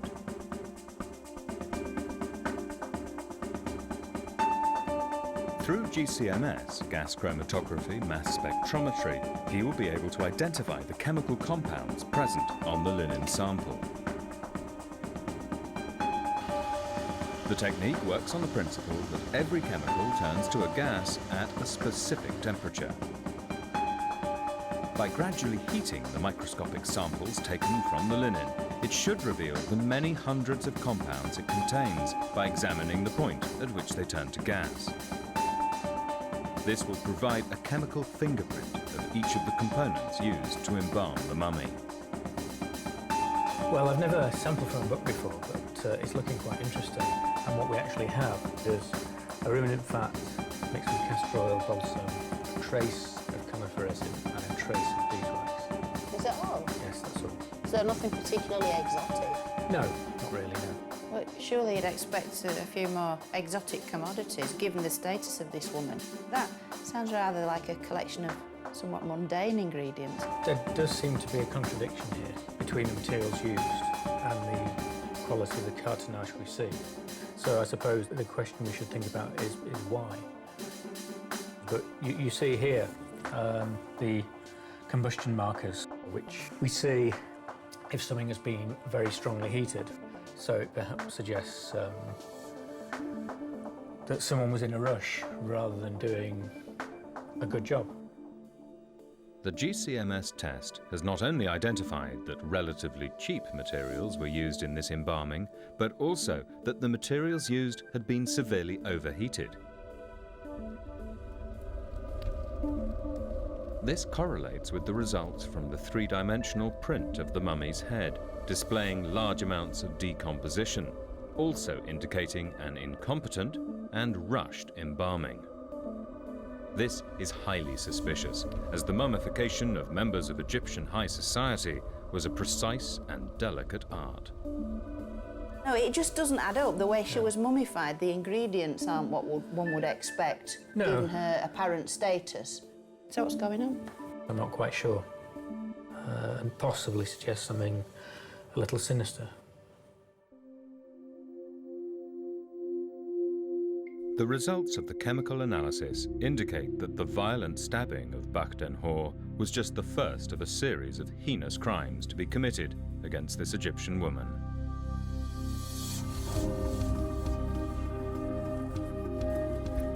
Professor Don Brothwell has been conducting further analysis. He's a leading physical anthropologist who specializes in paleopathology and in analyzing anomalies in the human anatomy.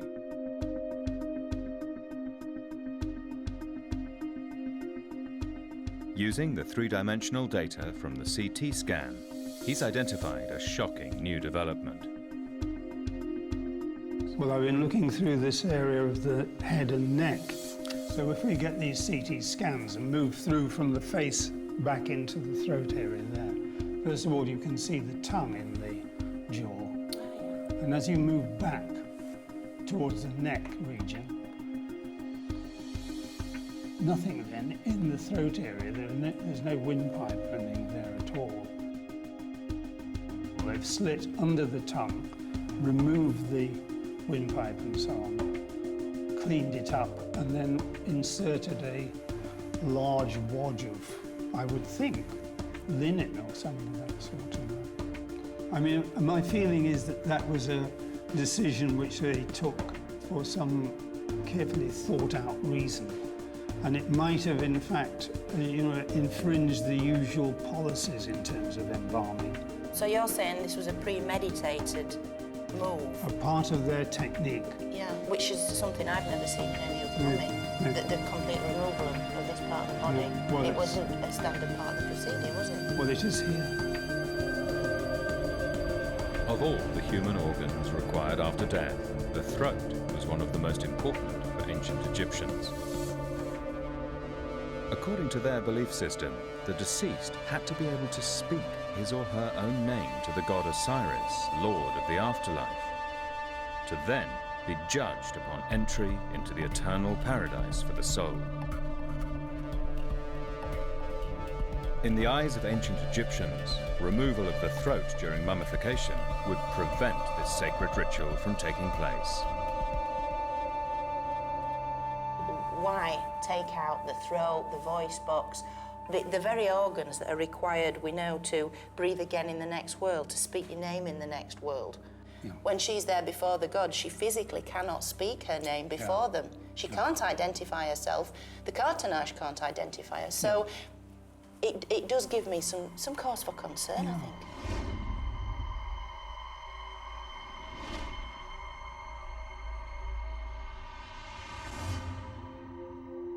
From the very beginning, this case of the sealed coffin looked almost impossible, as the mummy investigation team were denied any kind of access to the body.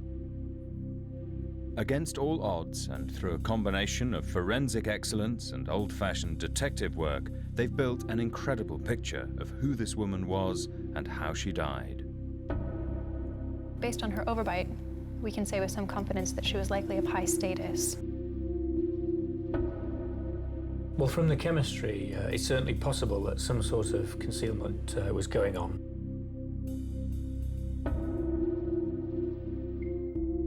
I'll go further than that. I think this is an assassination. There's the family, there's the scribes, and there's the priesthood. But it could have been any of the three. Without even laying a finger on the body, the mummy investigation team has discovered that this woman was murdered by a savage knife attack to the abdomen. She was robbed of her life, and even worse in Egyptian eyes, robbed of her passage into the next world. This was sabotaged by a hurried embalming, the removal of her throat, and the incorrect inscription of her title on the coffin. She was murdered in real life and in the afterlife. It's been very gratifying for me that we've actually been able to make this person live again in a physical sense when we've had absolutely no access to the body.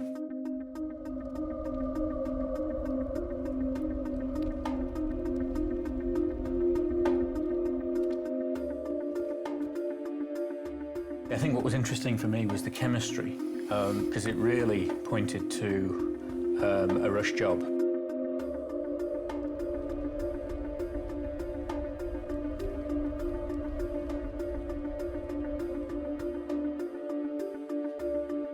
For several centuries, she's been called backed or nacked, when actually what she really was called is backed in ho.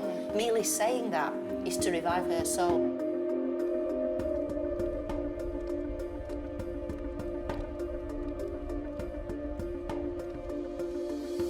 One thing is clear.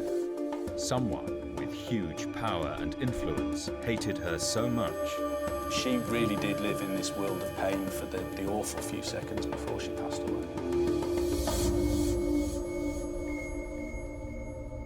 they killed her twice.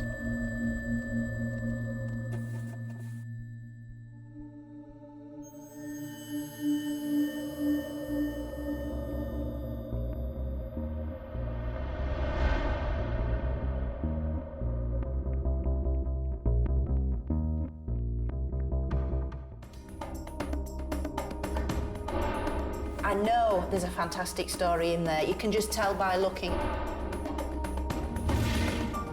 You actually can't necessarily believe what you see. The forensic process is very much crossing things off a list. It does really scream out, you know, violence.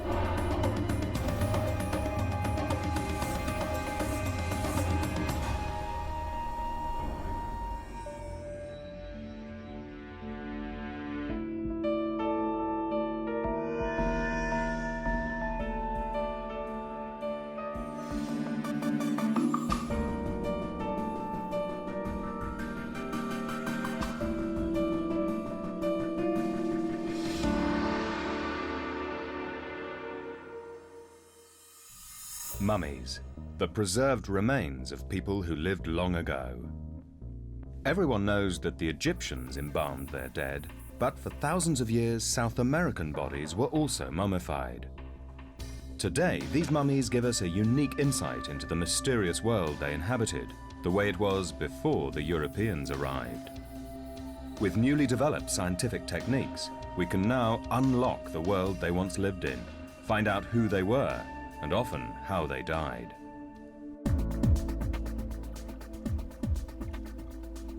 Burnley's Townley Hall Museum in northwest England.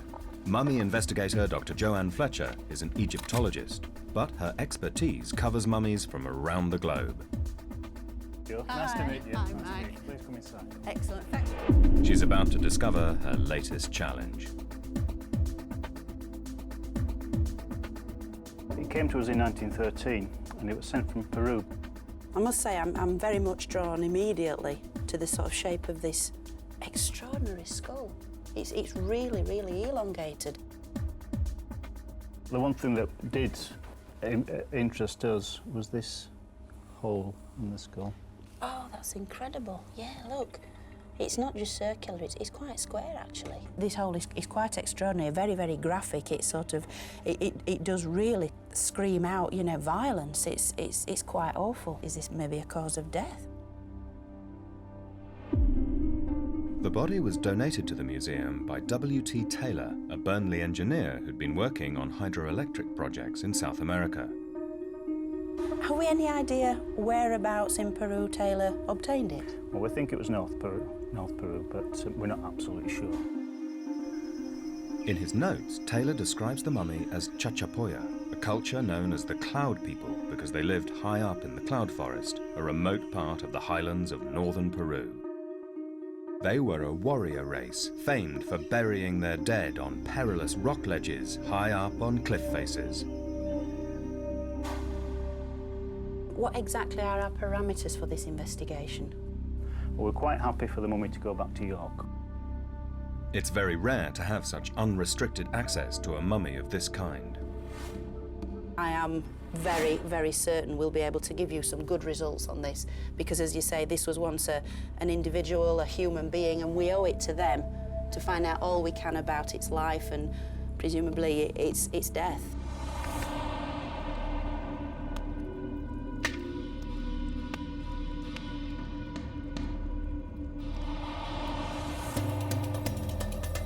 York University's Mummy Investigation Team is a multidisciplinary group who've been pioneering new research into mummies for almost 10 years. Duncan Lees is the team's forensic archaeologist. He has the technology to make exact three-dimensional models of the mummies they study. All I'm doing is creating millions, tens of millions of accurately surveyed points. Jill Scott is an Egyptologist who also specialises in the study of ancient bodies. She's the main archive researcher on the project. You don't only have that out of war wounds, you know, trauma to the skull, you also have it through ritual means as well. Stephen Buckley is an archaeological chemist. He has an international reputation for unlocking secrets hidden in ancient mummification techniques. It's very much going into the unknown. At this early stage of the investigation, the team already have an advantage. They can work on the actual mummy here at their base, and they've nicknamed him Cloud Man. I am so excited about this mummy, and I'm sure you'll all agree it's a fantastic example of mummification. It's wonderful. Mummies like Cloud Man can be preserved either by natural or artificial means. The accepted wisdom is that the vast majority of Peruvian mummies were naturally preserved, either by being dried in cool air or in hot, dry sand. Our team now has the tools to determine whether this body was also embalmed. You're drawn, aren't you, immediately to an obvious, Yes. an obviously unusual feature. I've never seen a skull like that. That is just such an extraordinary shape. They think it's Chachapoya. I know nothing about the Chachapoya people. I mean, you're talking about mountain regions. Is this why he's called the Cloud Man? I mean, what do we know about them? They are an incredible culture, really, because they were famed throughout ancient Peru for their warlike abilities. They were a pugilistic race. So, as a Chachapoya, Cloud Man would have been one of a race of warriors who lived between 800 and 1470 AD. They were brutally suppressed by the Incas, who stopped at nothing to expand their territory. But even in the midst of battle, the Incas were said to admire the strength and stature of the Chachapoya. We know that they were famous for being very tall. Tall, that doesn't seem to fit with this, because even though he's very tightly bound and in this fetal position, the length of the individual limbs is not that great.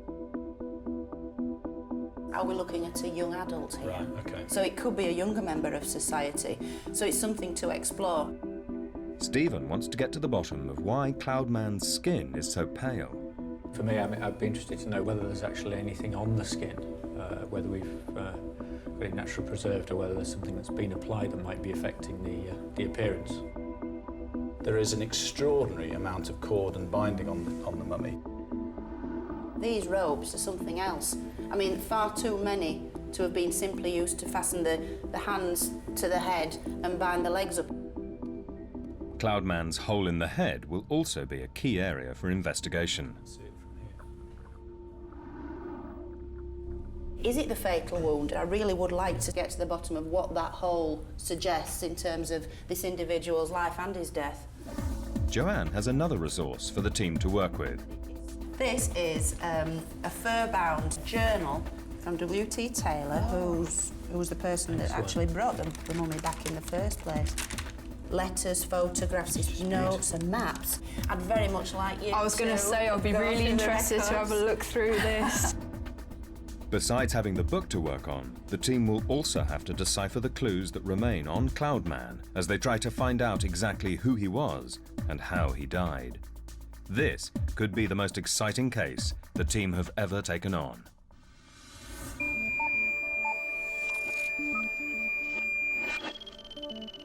Forensic archaeologist Duncan Lees has begun work building a virtual model of the mummy.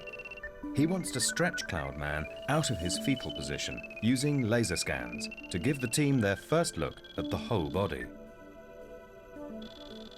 All I'm doing is creating millions, tens of millions of accurately surveyed points, accurately measured points across the surface.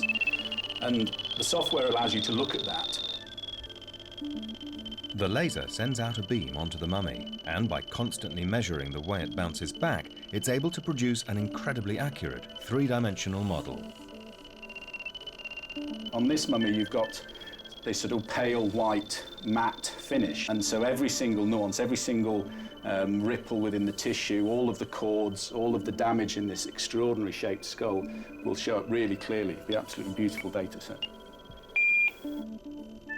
The beam and receptor are so precise, the model they generate is accurate to within 20 microns. That's 20 millionths of a meter, less than the thickness of an eyelash.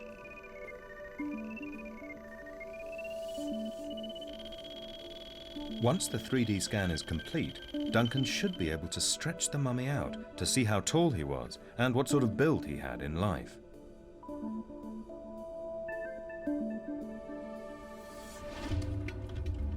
Historical researcher Jill Scott has been reading the journal that Burnley engineer W.T. Taylor brought back along with Cloudman from his travels in Peru. This should be able to paint a picture of where Cloudman came from and who he was.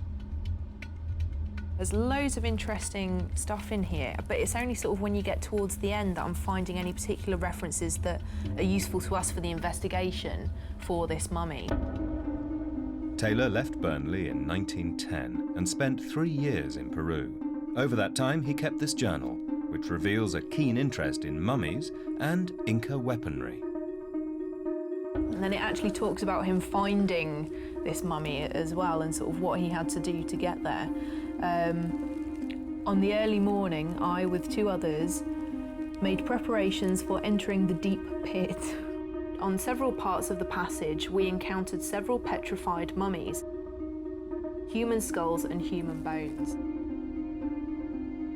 As much as this guy details everything here, we don't really get any sort of concept of provenance, because all it mentioned was the fact that they've entered into mountains, down into a ravine, and that there's a hole which is about 40 feet deep. So that could be anywhere. We can't go to a map and pinpoint specifically and say that that is where that mummy was found. Given the lack of a precise location, Jill is going to need a Peruvian expert to help establish Cloudman's place of origin. The investigation has already produced its first results. Duncan has animated the data from his laser scan. Well, I've been working on the laser scan data. I've put it into this visualization package. Yeah. It means that we can take this sort of virtual tour of the mummy very quickly. He's articulated the limbs of what he's pretty certain now is an adult, then taken account of any shrinkage over the centuries. But you want to see something cool? We have done some work on it. So what we've done is taken the mummy and, as I said, broken it down into the component pieces of an articulated adult human. So the arms, the legs, the head and everything else. And what we've done is run this animation which shows the mummy moving from its fetal position into its standing position. Oh, that's fabulous! And looking at you at the end.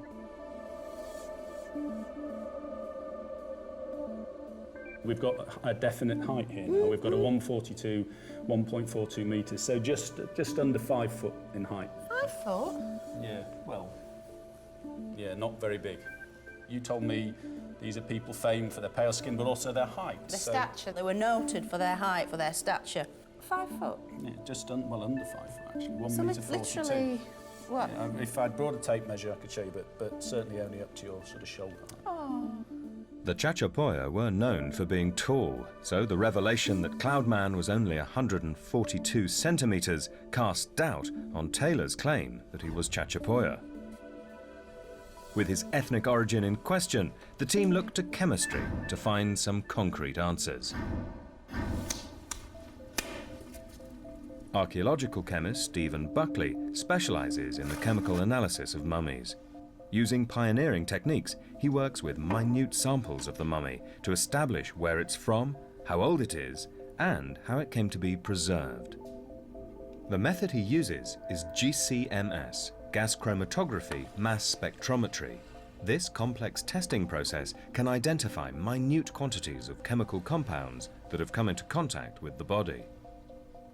Stephen is also taking samples which he'll send off for carbon-14 analysis to establish a date for Cloudman. Peruvian mummies can be anything up to 7,000 years old, so this will be another crucial clue to Cloudman's identity.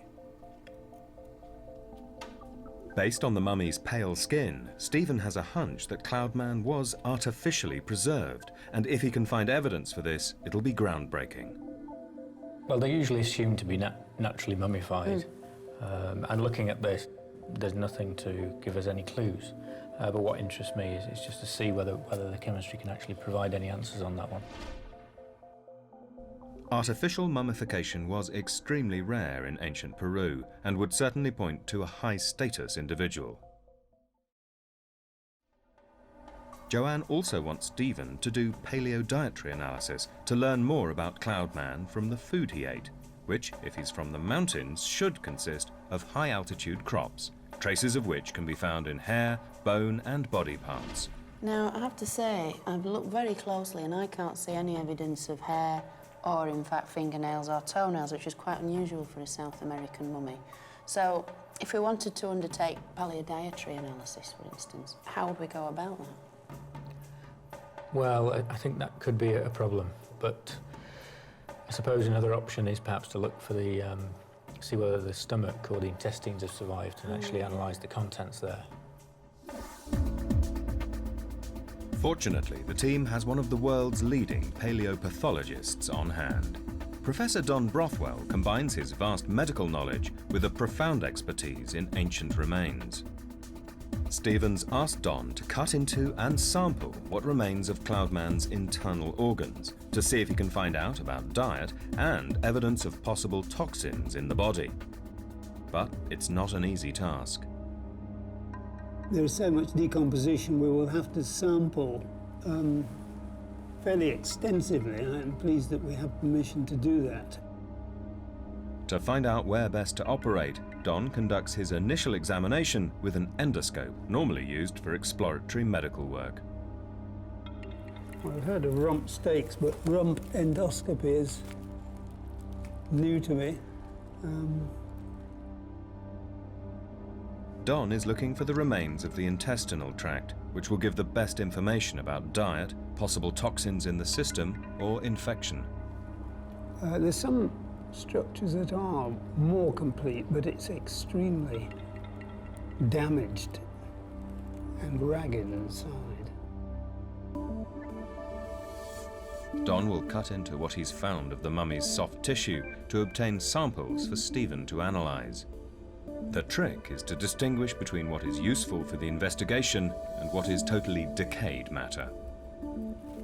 It's just like old shoe leather in parts. That could be a part of the intestinal wall. What we need is a sort of mini Hoover to bring it out. Yes, true. They are also hoping to extract useful materials from Cloudman's head. You going for brain? Well, I'm going for what's left in terms of tissue, which may be brainic. Well, there's fly pupae there, I think, as well. As the team wait for the samples to be processed, they concentrate on establishing Cloudman's cultural context.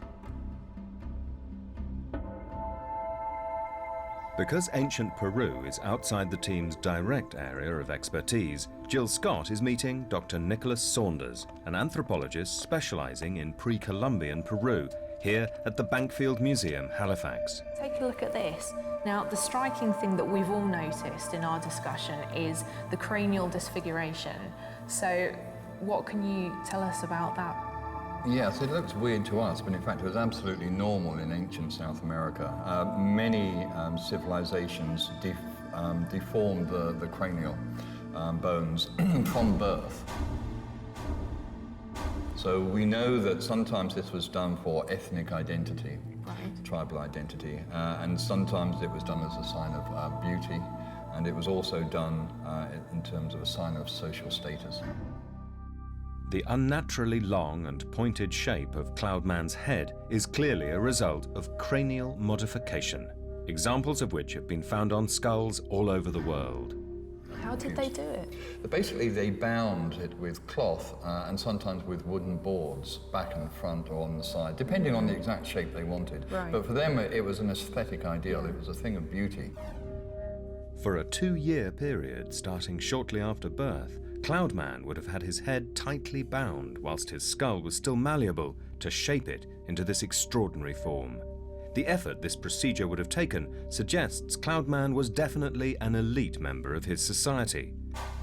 Working with the photographs, Nick has found other interesting clues to Cloudman's identity. We know from ancient Peru that prisoners of war and maybe shamans who cast inappropriate spells were often tied by the rope, tied by the body, roping one person to another, and sometimes then were sacrificed. So there's an intriguing possibility that we can't prove at the moment that this individual might have been a prisoner of war. Perhaps Cloudman, bound with so much rope, died in captivity.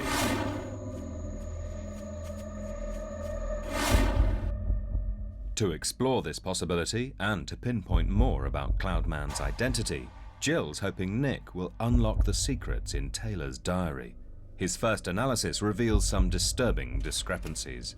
The conditions that he found these mummies in really relates to the coast, rather than up in the mountains and the cloud forest where they may have come from, but I don't think they did. Examples, for instance, would be he talks about going 40 feet down on a rope into a pit to find these mummies. If he was in Chachapoyas region, he'd have to be scaling a cliff for 100 feet in order to reach them. The Chachapoya theory looks even more in doubt. He talks that they're surrounded by sand and soil, which is clearly not going to be the case in Chachapoyas. And he also makes a reference similarly to the mud bricks that surround some of these mummies. Again, you find that all the time on the south coast where mud bricks are preserved. In the Chachapoyas, constant rainy area that it is, they wouldn't last 5 minutes. Nick also points out that ancient Chachapoya territory was at least 200 miles away from Lima, where Taylor was based. I think it's much more likely, in fact, that he probably went for a day or 2 days around the Lima area, maybe into the foothills of the Andes, and with a guide found and located these things and took them back. So not quite as heroic, I think, and so therefore definitely not Chachapoya. This confirms the team's suspicions, first sparked when Duncan's scan revealed the mummy's short stature. From the description in Taylor's journal, it looks like his expeditions never even got close to Chachapoya territory. I think what we're probably looking at is a small coastal culture, society, maybe around about 1,000, 1,200, 1,300 AD. And it's the same kind of style of mummification that these people do along the coast. This is the investigation's first major breakthrough.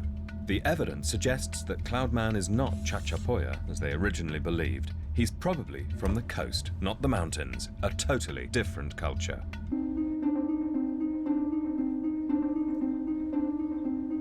This isn't the only development in the investigation. Stevens just had a major setback.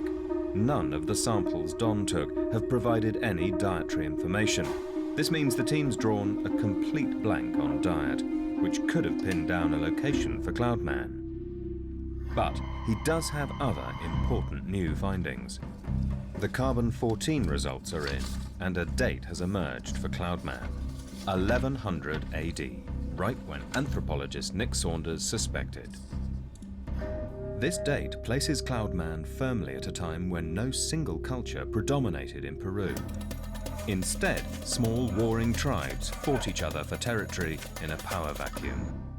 And given Cloudman lived at such a violent time, the team need to test Nick's suggestion that the excessive rope bindings around Cloudman indicates that he was a prisoner of war who died in captivity.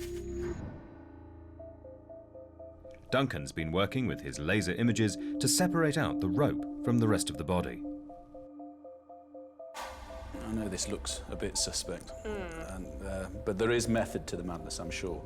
The thing is that we've got some very good measurement data from the laser scanning now and looking at the photography. We've got a dimension for that rope length. We've got just over 2.5 meters of rope that we can measure.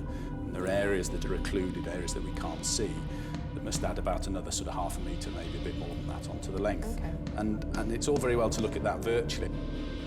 I think we need to get an idea of what that sort of length of rope looks like really, and how these bindings might work. I'd hoped that you'd help me with the binding side of things and we could see what was going on. If these 3 meters of rope are enough for Duncan to tie up Jill, this could support the theory that Cloudman was a prisoner. Right. Okay, so we've got the knees and the hands were wrapped. Okay.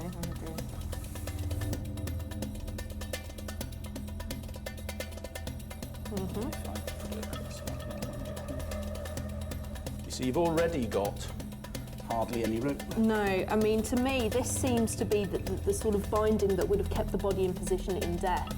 You know, literally to keep it in like that this. fetal Not, position. Yeah, not for anything else to me. Although 3 metres of rope did initially seem like the substantial amount needed to bind a prisoner, Duncan's experiment has ruled out Nick Saunders' theory that Cloudman was a bound captive. The team decide to refocus the investigation and find out what secrets the body itself might be hiding. They take Cloudman to be X-rayed.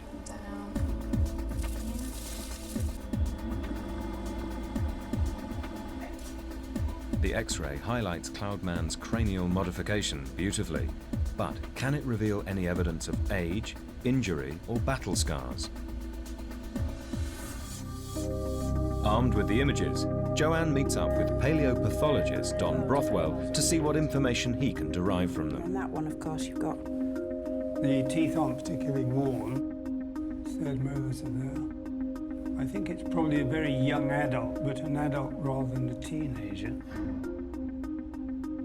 Joann wants to determine exactly what caused the hole in Cloudman's head. I don't know, my initial thoughts, is it a war wound? So I was wondering if the sort of the nature of the hole might back that up. One's immediate thought is it's ancient surgery. But the other possibility, of course, is, I mean, looking at it, you've got to think of other things. Infection can produce holes in the head. Tumours can produce holes in the head. Joann is not convinced and wants to know more about battle injuries. Would the sort of impact of maybe a slingshot, high-velocity slingshot, on a skull such as this have resulted in the shape we can see here, do you think? I doubt it, but you should certainly consider that as well. The thing is, if I hit you on the head with a hammer, then what you get is a sort of compressed fracture. Your skull collapses around the area where the hammer's impacting on your head.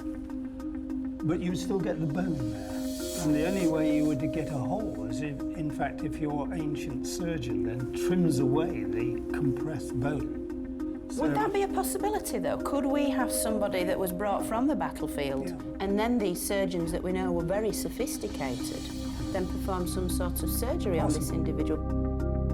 A common form of cranial surgery in ancient Peru was trepanation, the surgical removal of a portion of the skull to relieve pressure from a wound or chronic pain.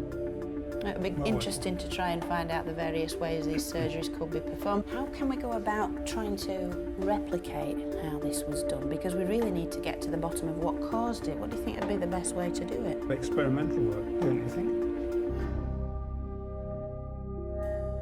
So far, the team knows that Cloudman was a high-status young male from coastal Peru who died young in his early 20s. Now, to pin down cause of death, they'll need to undertake two practical experiments. To test Don's preferred theory, they'll reproduce ancient head surgery. To put Joann's theory to the test, they'll need to simulate a battle injury. Ancient Peru was a violent place, full of warring cultures fighting terrible battles. They attacked each other with axes, maces, and slingshots, all common weapons. Peruvian expert Nick Saunders has a theory about which weapon might have caused Cloudman's injury, based on the size and the shape of the hole. This is a slingshot. These things were used as slingshots, but they're also worn around the head. It should be worn into war and then taken off and used, in fact, perhaps to cause a dreadful damage and wound in somebody else's head. As well, which may be what we have in the mummy. With a possible weapon established, the team's in a position to try to recreate the mummy's injury. The results might reveal what caused the mysterious hole in Cloudman's head. Lead investigator Joann Fletcher is at Flamborough Beach, North Yorkshire. She won't be satisfied until she's either confirmed or eliminated the possibility that the hole in the head is a war wound. Tom Richardson works at the Leeds Armoury and is an expert in ancient weapons technology. Joann set him the challenge of recreating the mummy's injury. I sling at about 30 metres a second. Oh, that's not bad. That's quite quick. Yeah. That's quicker than fast bowlers in cricket bowl at. Yeah. And of course they bounce the ball on the pitch before it hits the batsman. So we're actually looking at something that could do a lot of damage. I mean, something going that quick. I mean, it's sort of, well, like an ancient version of a bullet from a gun, really, isn't it? Absolutely. It's very difficult to sling in a non-lethal way. To test the lethal power of a slingshot, they've brought along a pig's head to be the target. Joann also has a speed gun to determine just how fast Tom can sling at. They take their positions. If Tom can hit the pig's head with sufficient power, he could prove that a slingshot might have caused the mummy's injury. Oh, 65. Tom's getting readings of 65 miles an hour or 30 meters a second, but he's still way off target. Of course, the problem with all this is accuracy. Well, how would they have actually deployed these in ancient times? Rather than having a single slinger sniping away, you have to think of a whole group of, say, 500 slingers raining stones down on a whole group of people. So kind of like aerial bombardment, in effect. Exactly so.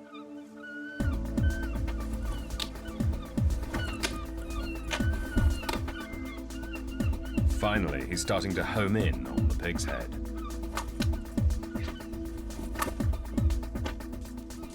Got it.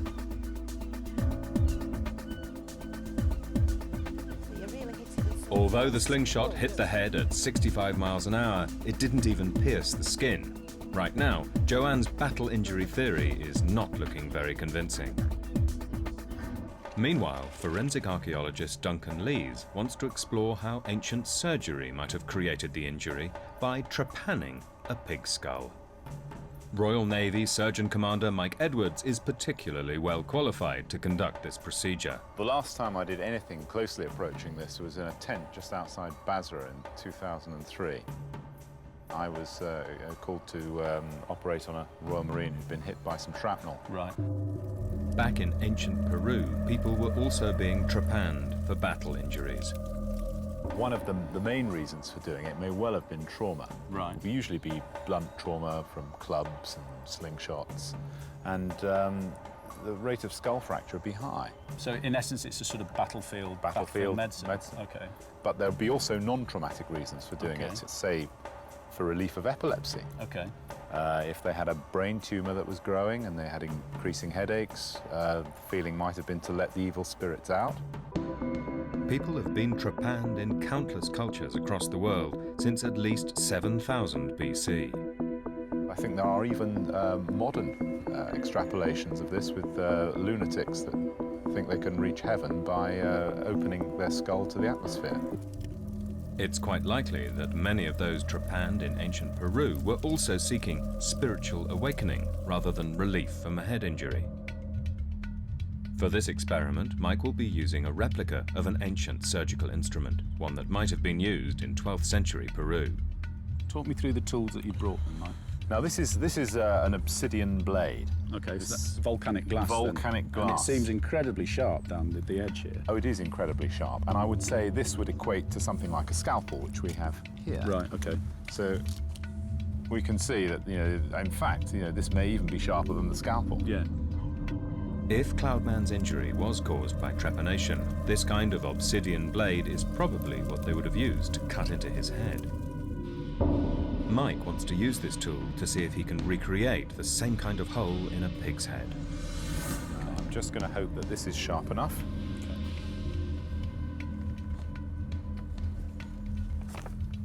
Oh, fantastic. Once we're through the first layer of skin, it does go through a lot easier. So it needs a bit of pressure. If I'd made this cut, so if this was alive, this would be bleeding like anything. Okay. I think it would be possible to lose about 4 pints of blood from a severe scalp laceration. It's absolutely amazing. In ancient Peru, there's evidence that red-hot metal would have been used to sear the blood vessels and stem the bleeding. I'm just going to make a cut here now.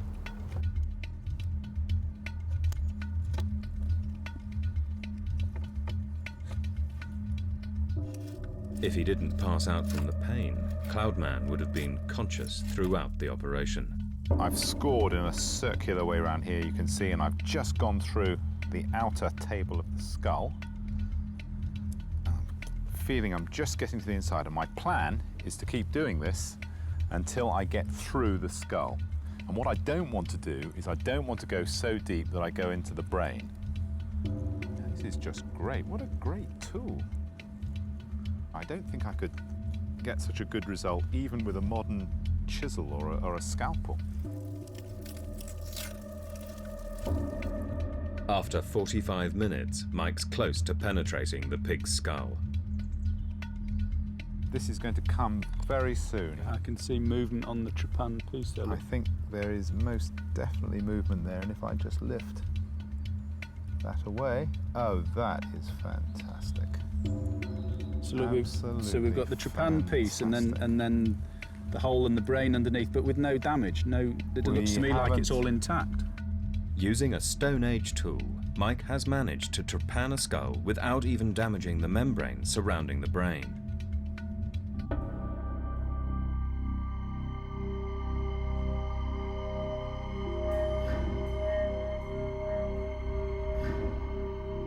The team has now explored what might have caused Cloudman's head injury in 2 ways.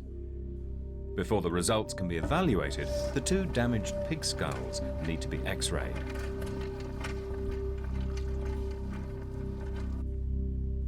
While Joann and Duncan have been experimenting with pigs' heads, Stephen's been working through the thousands of pages of chemical data generated by the samples he's taken from the mummy.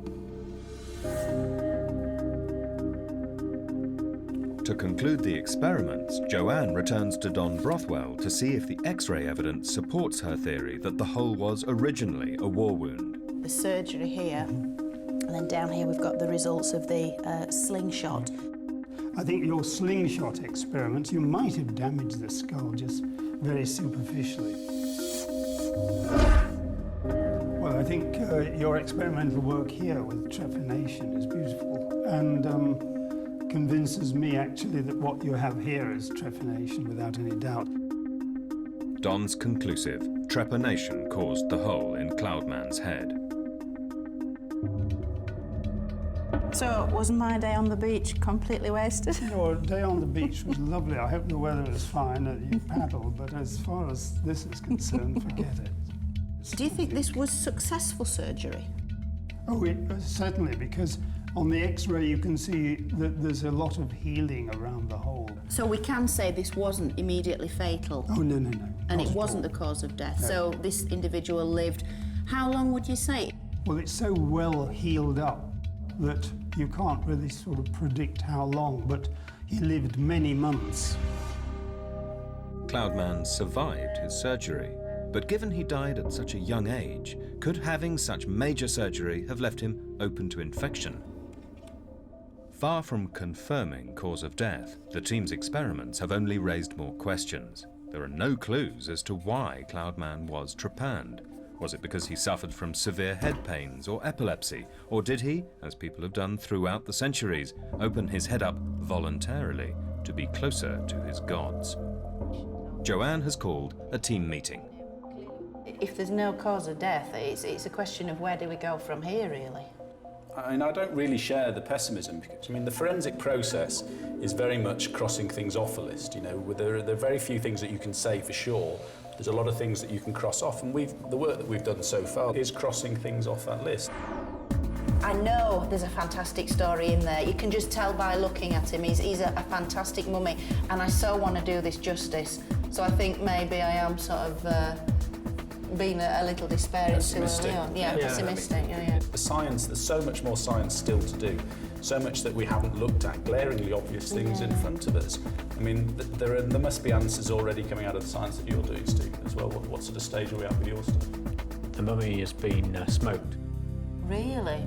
So as part of the mummification process? Yeah. This is a major revelation. Stephen's hunch was spot on. He's found out that the mummy's pale skin colour was produced artificially. The body was smoked as a method of preservation. There's nicotine there with tobacco leaves, it would appear. Yeah.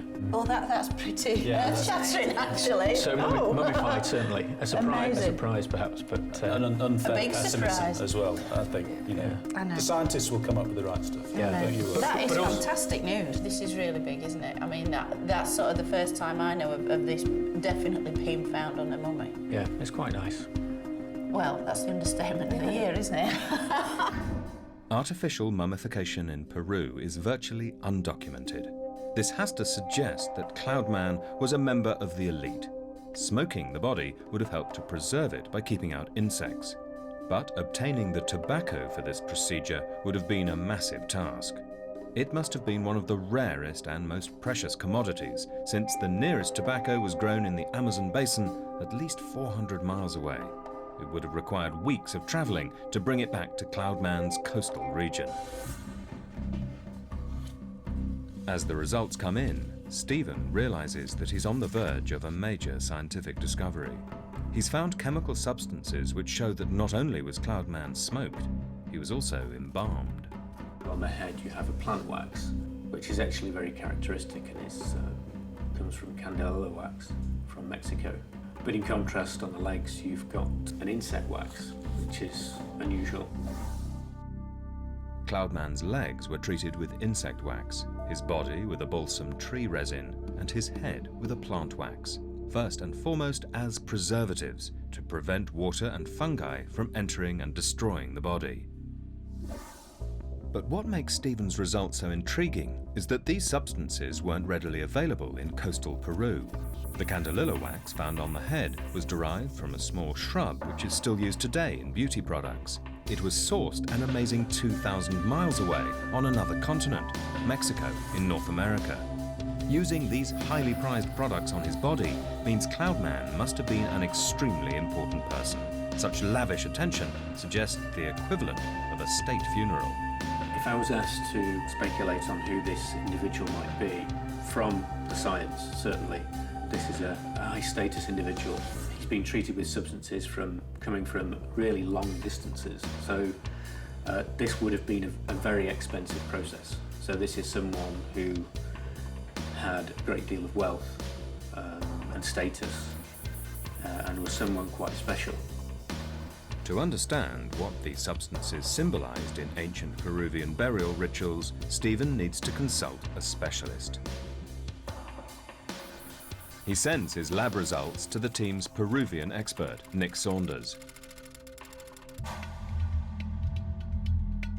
Stephen's scientific discoveries are startling, but won't fully unlock the secret of Cloudman's role in life unless they're put into their proper cultural context. Stephen's faith has paid off. Anthropologist Nick Saunders has examined the chemical findings and emailed some astounding conclusions. There's plenty to look at. One thing I notice is the recipe you describe is really a microcosm of the herbal world, each element representing a physical and symbolically important substance. That's pretty good. Yes, look, it shows us that these ancient peoples had a philosophy of the body where different substances in varying combinations were regarded as symbolically appropriate for the head and legs. That's exactly right, isn't it? That's exactly what the science is telling us. Yeah. The embalming process clearly had huge symbolic significance. Each part of Cloudman was deliberately treated with a different substance. His head with plant wax, his body with tree resin, and his legs with insect wax. The presence of insect wax on our mummy might indicate he could have been a shaman or a sorcerer who used these creatures for curing illness in life and was now in turn protected in death by their spiritual essence. Brilliant. Yeah. This is great. This is the hard science coming together with cultural history. Yeah, I mean, it's great to see the science making sense. This is a huge breakthrough. The evidence suggests that Cloudman was a shaman, a tribal witch doctor who cast spells and communicated with the spirit world. Insects had a divine quality in ancient Peru as bringers of disease. They were also used in preventative medicine. It's possible a shaman would have consumed certain insects with psychedelic properties as part of his ritual communication with the gods.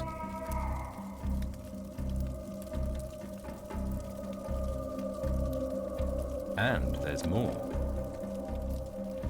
The nicotine in the body and mass may have been partly from the use of it during life, so if he was a shaman using this stuff, but also from the mummy's post-mortem ritual treatment deemed appropriate for a shaman. There are even tobacco shamans in Venezuela today. A tobacco shaman, what an amazing concept. That's fantastic. It's excellent. I mean, I was sure of the science of the chemistry, but it's actually nice to see that this actually does make some sense. Stephen's discoveries, both on tobacco smoking and Cloudman's chemical embalming, will reshape scientific opinion on South American mummies. After weeks of investigation, the team have finally established who Cloudman was in life: a shaman, a high-status and powerful religious figure. This was a man born around 1100 AD in the coastal region of Peru, close to where the capital city of Lima stands today. At birth, his head was bound into this extraordinary shape, like the other elite members of his society. Sometimes it was done as a sign of beauty, and it was also done in terms of a sign of social status. But Cloudman had a greater destiny than his contemporaries. He only lived to his early 20s. I think it's probably a very young adult, but an adult rather than a teenager. But in his short life, it seems he rose to be a shaman, a holy man with a direct link to the spirit world. And perhaps he was trepanned to open up his head to commune with his gods. Feeling might have been to let the evil spirits out. We'll never be sure how he died, but given the lack of other trauma on his body, it's likely he died from an illness or infection, possibly as a long-term side effect of his trepanning. At death, his high status was reflected in the extraordinary care with which his body was preserved, with waxes brought from thousands of miles away. This would have been a very expensive process. So this is someone who had a great deal of wealth. So we've gone from the cloud man to tobacco shaman. Thanks to the embalming skills of his community, he has not decayed like almost all his contemporaries. This expert and rare preservation has allowed the team to breathe life back into this individual and unravel the secrets sealed in his mummified body for almost 1,000 years. Some blow into the face. Those teeth were lost while alive. Oh, wow. Are we even sure that this is mummified? Trauma was very much in evidence in this individual's life. Extensive damage to the ribcage area. Whether that's infighting or people coming in from outside. Somebody's caring about this person. And what we need is some good, hard scientific facts.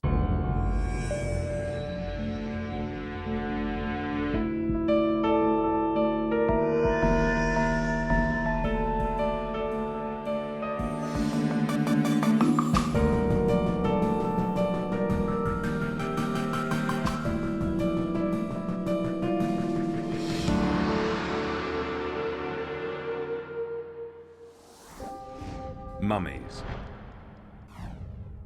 Human remains frozen in time. These bodies, preserved through natural or artificial means, have been found all over the globe. Each one contains in its fragile form a glimpse into a lost past, the distant world its owner once inhabited. In a hidden corner of a London museum warehouse lies an ancient Peruvian mummy that's hardly seen the light of day in almost 100 years. Most mummies from ancient Peru were either bundled in a fetal position or laid out flat. But for some mysterious reason, this Peruvian mummy seems to have been buried in an unusual cross-legged posture. This is just one of the puzzles that face the mummy investigation team. Their lead investigator is Dr. Joann Fletcher, Hi, it's Dr. Fletcher. Good afternoon, come in. an Egyptologist who's examined mummified bodies from around the world. Right. You ready? Oh, wow, look at those feathers. At first glance, this looks more skeleton than mummy. But these ancient bones are actually covered with the remains of soft tissue.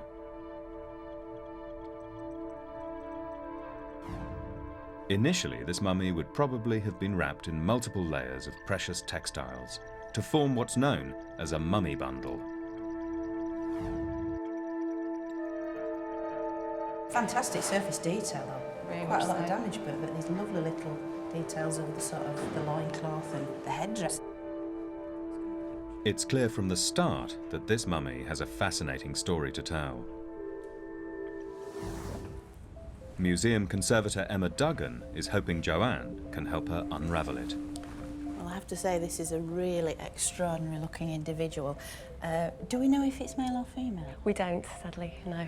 Do we know what culture it's from, what part of the world? We do have records that state South America, possibly Peru. Right, right. Have we any idea of date? It's quite a large banding. It's between 800 and 1400 AD. So not too precise at the moment? Not too precise at that, right. No.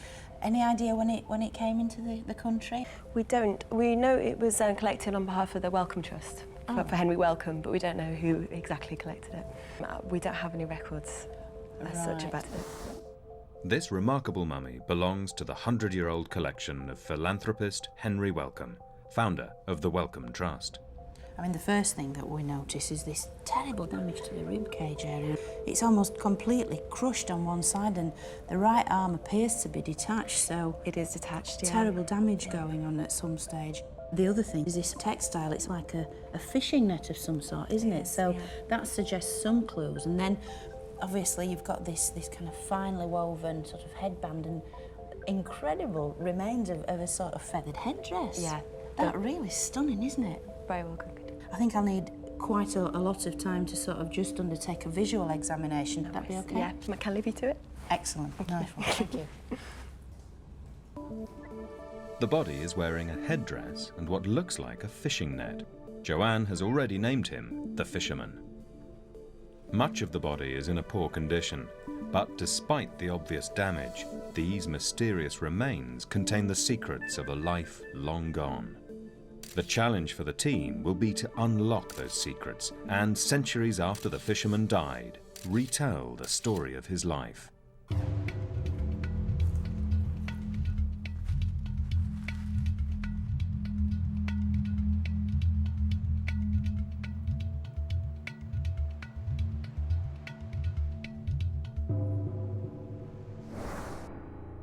And that's it. Members of the mummy investigation team have been working together at the University of York since 1999. The team brings together a rare combination of experts. Duncan Lees is a forensic archaeologist. He specialises in 3D modelling using the latest laser scanning equipment. With a mummy, it's just unequivocally a person. You know, you pick a mummy up and it's still all intact and all together. Egyptologist Jill Scott is also a human remains expert and works as the team's main archive researcher. I'd be really intrigued to find out more about their burial practices and potentially where this person was found. Dr. Stephen Buckley is an archaeological chemist with an international reputation. His analysis of mummification techniques puts him at the forefront of his field. Despite very small samples, we can get a great deal of data, and of course the more data we have, then the more we can say.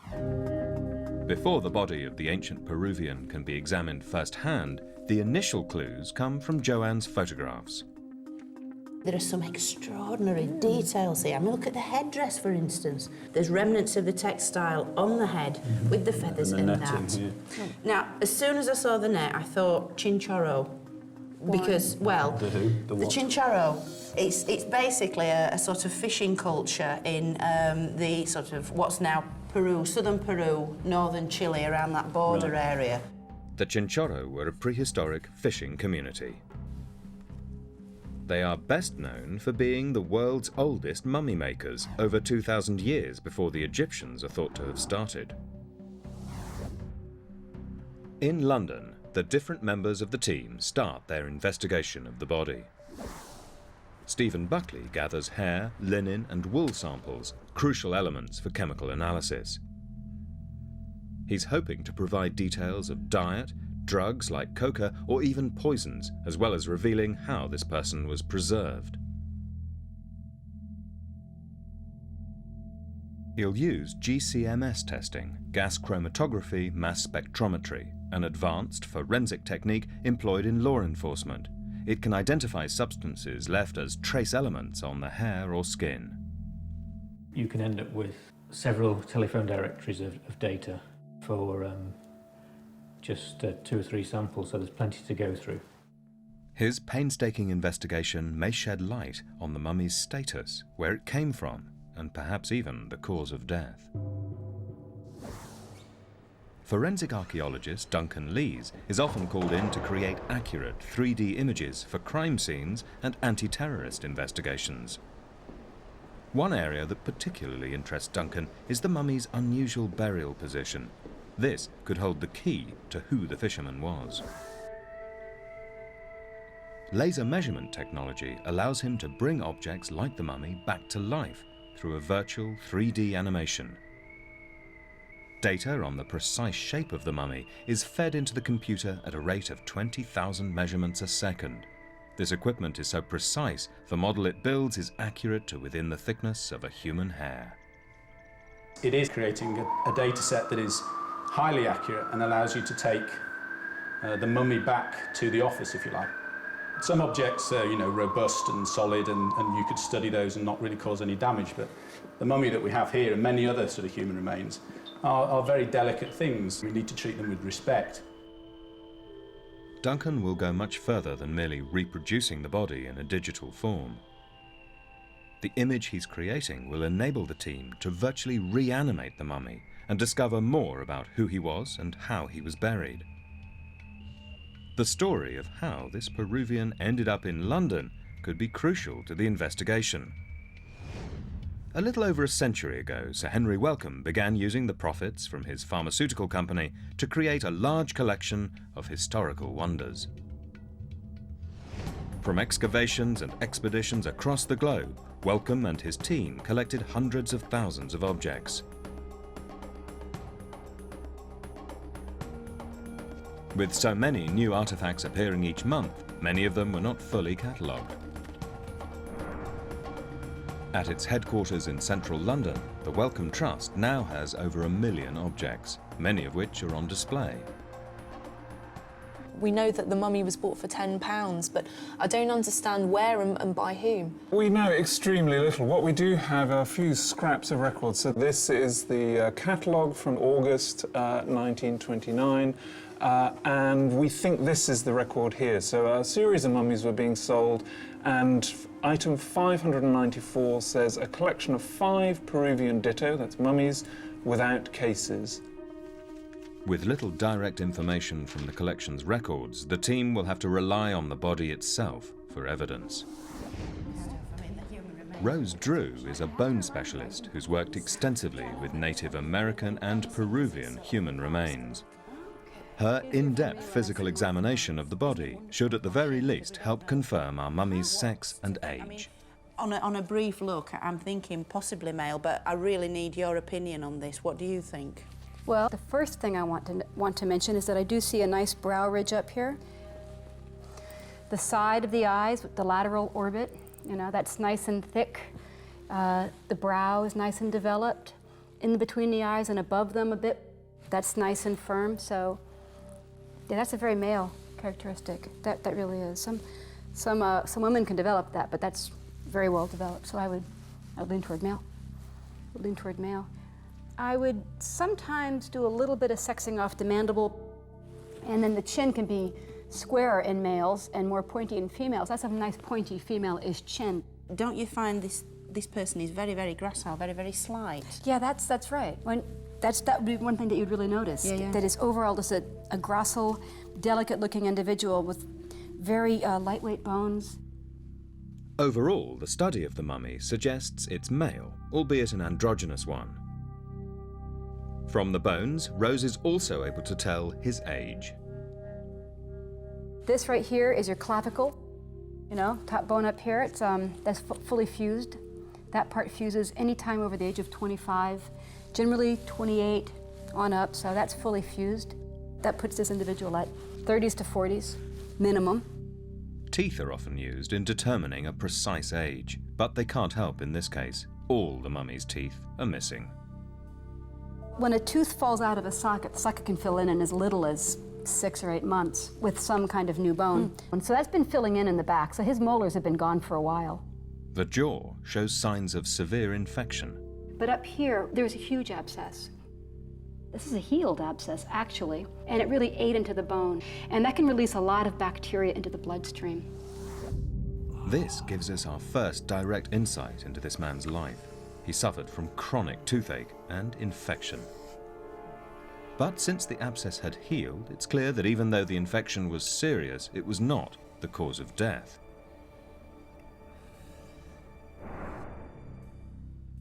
Most experts believe that, unlike the Egyptians, the Peruvians preserved their dead using natural techniques. That meant wrapping the bodies in fabric, then allowing them to simply dry out.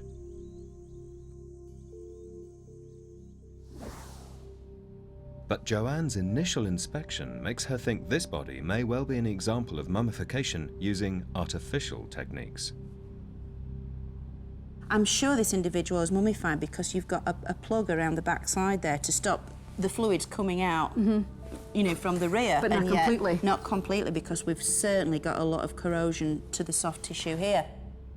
After death, the internal organs putrefy, and the resulting liquid contains bacteria, which rots the flesh.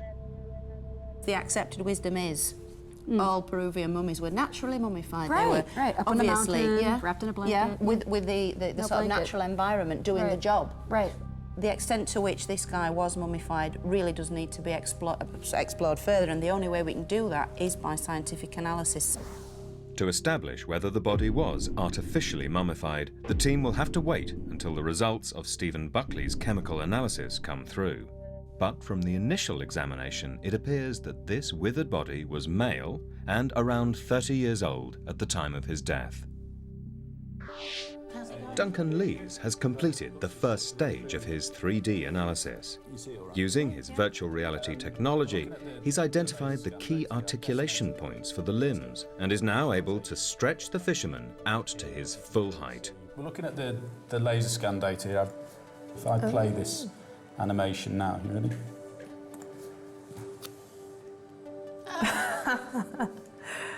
That Stretching is out a bit. fabulous.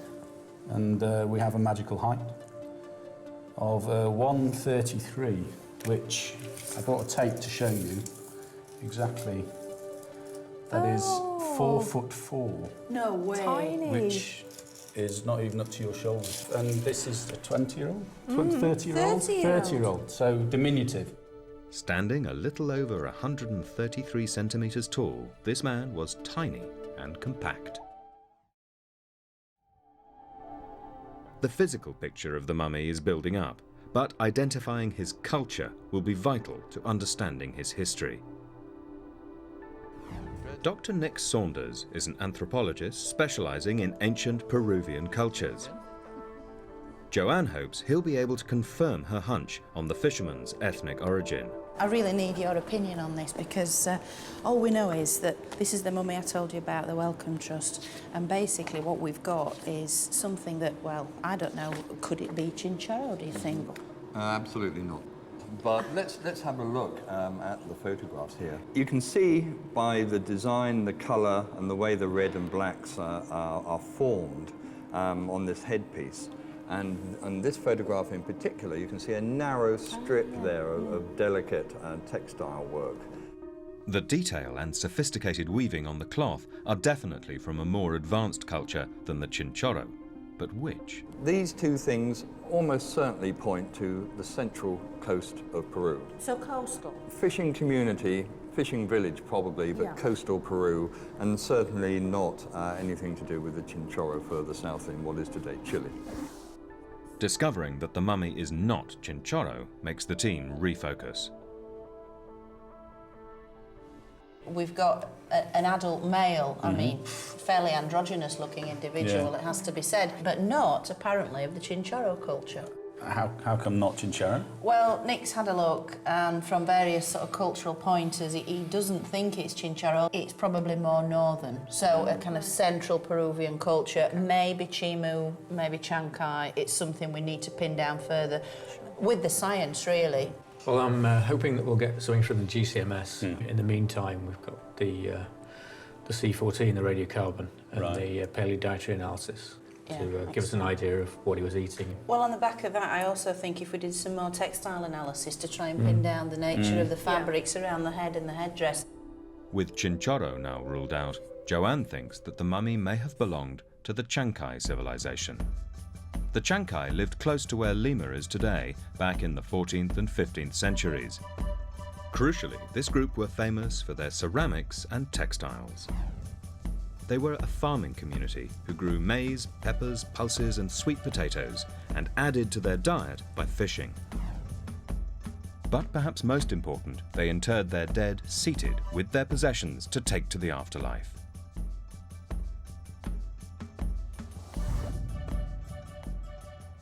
The fisherman, with his straight back, splayed feet and strangely crossed legs, seems to fit the pattern of a seated mummy, another possible indication that he was Chankay. In the lab, Stephen is preparing samples for carbon dating, hoping that science will provide some answers. Carbon dating is a method of determining the age of organic objects less than 50,000 years old. All forms of life take in and store carbon from plants, a process that stops only at death. Because carbon-14 decays at a known rate, the amount left in a sample can reveal how long ago that organism died. If the carbon-14 date falls between 1200 and 1500 AD, it will place the fisherman in the correct time frame for the Chankay. While the team probes the mummy's culture, Joann is keen to figure out more detail about the man himself. She thinks the net around his body indicates that he was a fisherman. If he was from a coastal community, they might have buried him with the tools of his trade, essential for the afterlife. His headdress, on the other hand, suggests high rank, maybe even a shaman or leader of his community. Joann has commissioned Duncan James, a historical costume specialist, to recreate the likely headdress to see if this offers any clues about the mummy's social status. Duncan has researched the feathers used in the original, and the result is impressive. Are these the Yes, I mean, there's the tail feathers, which are sort of rather impressive. So in terms of our mummy, the fact that he's wearing a feathered crown, a feathered headdress, what does this tell us about his status? What did feathers mean to these ancient people? Well, feathers are extremely important because partly they relate to the idea of spiritual flight. The nature of political and religious power in ancient Peru was based on access to the spirit world and the ancestors. So the people who were in charge showed that connection by wearing brightly coloured feathered headdresses. So the bigger the headdress was, the more feathers there were, the more spiritual power this individual had, and that showed with the sun shining and glistening on the feather headdresses. So they're extremely important symbolically and religiously. Would anybody be able to wear them? So if somebody went out and hunted sort of a brightly coloured bird, would they have been allowed to wear them, or would it only certain people allowed to wear them? Only certain people are allowed to wear feathers in certain combinations. Size and elaborateness depended on status as well, and we have to bear in mind that these were, in our own terms, incredibly expensive objects.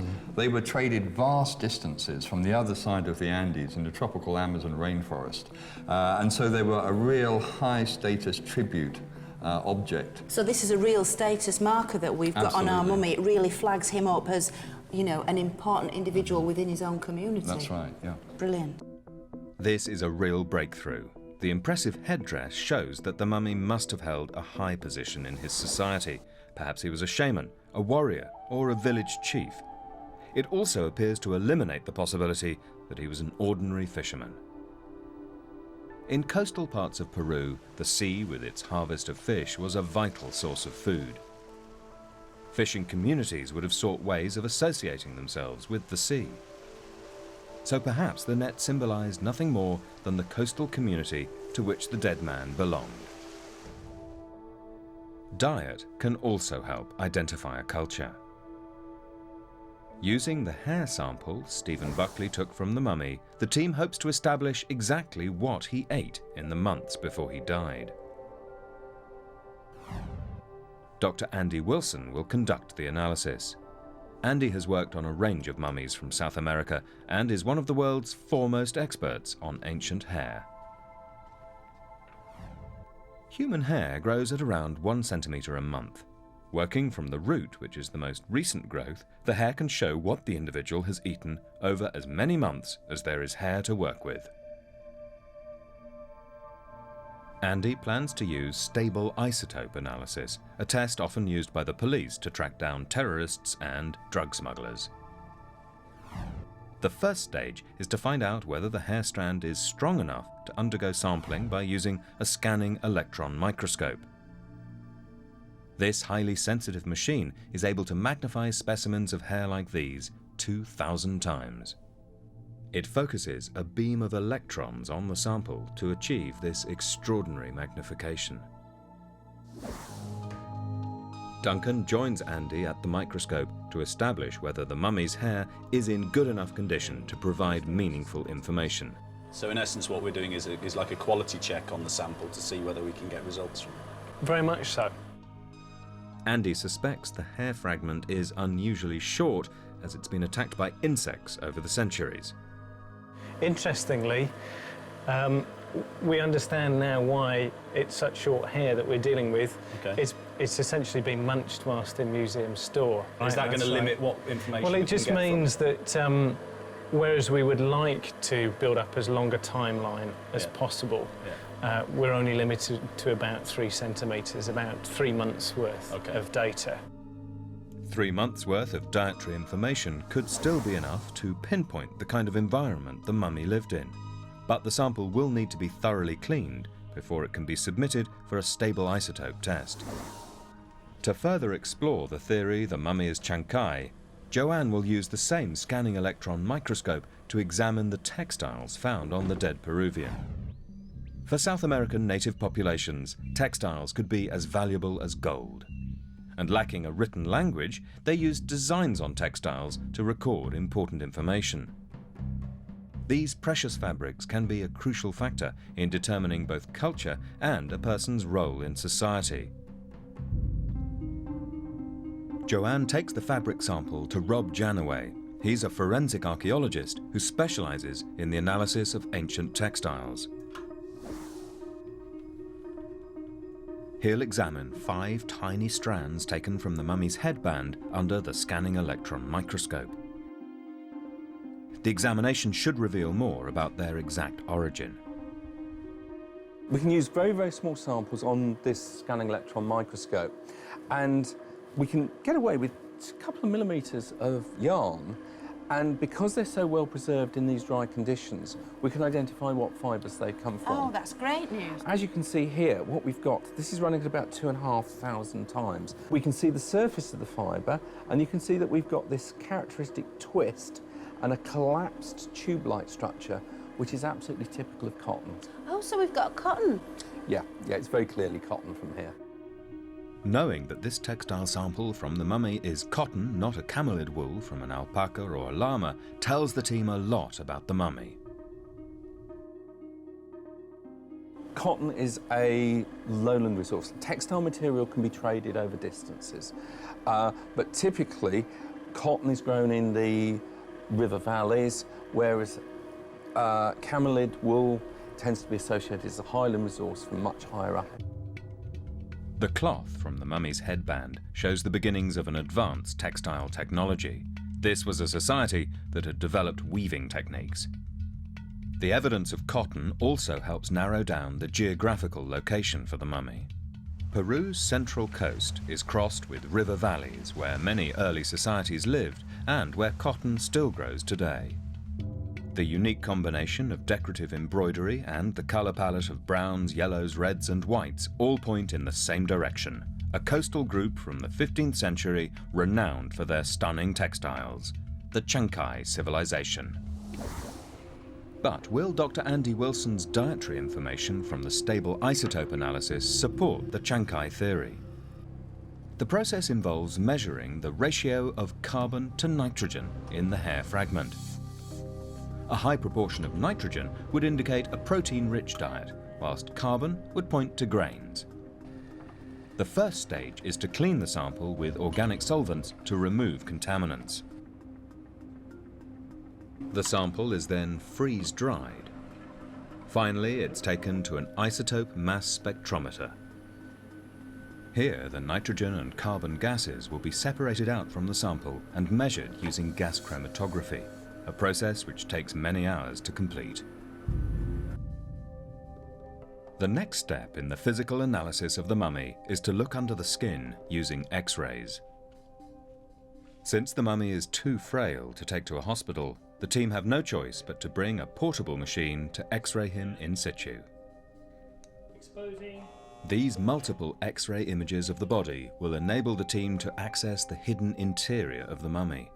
Besides highlighting bone damage, the results can indicate disease and possibly the cause of death. Stand clear, please.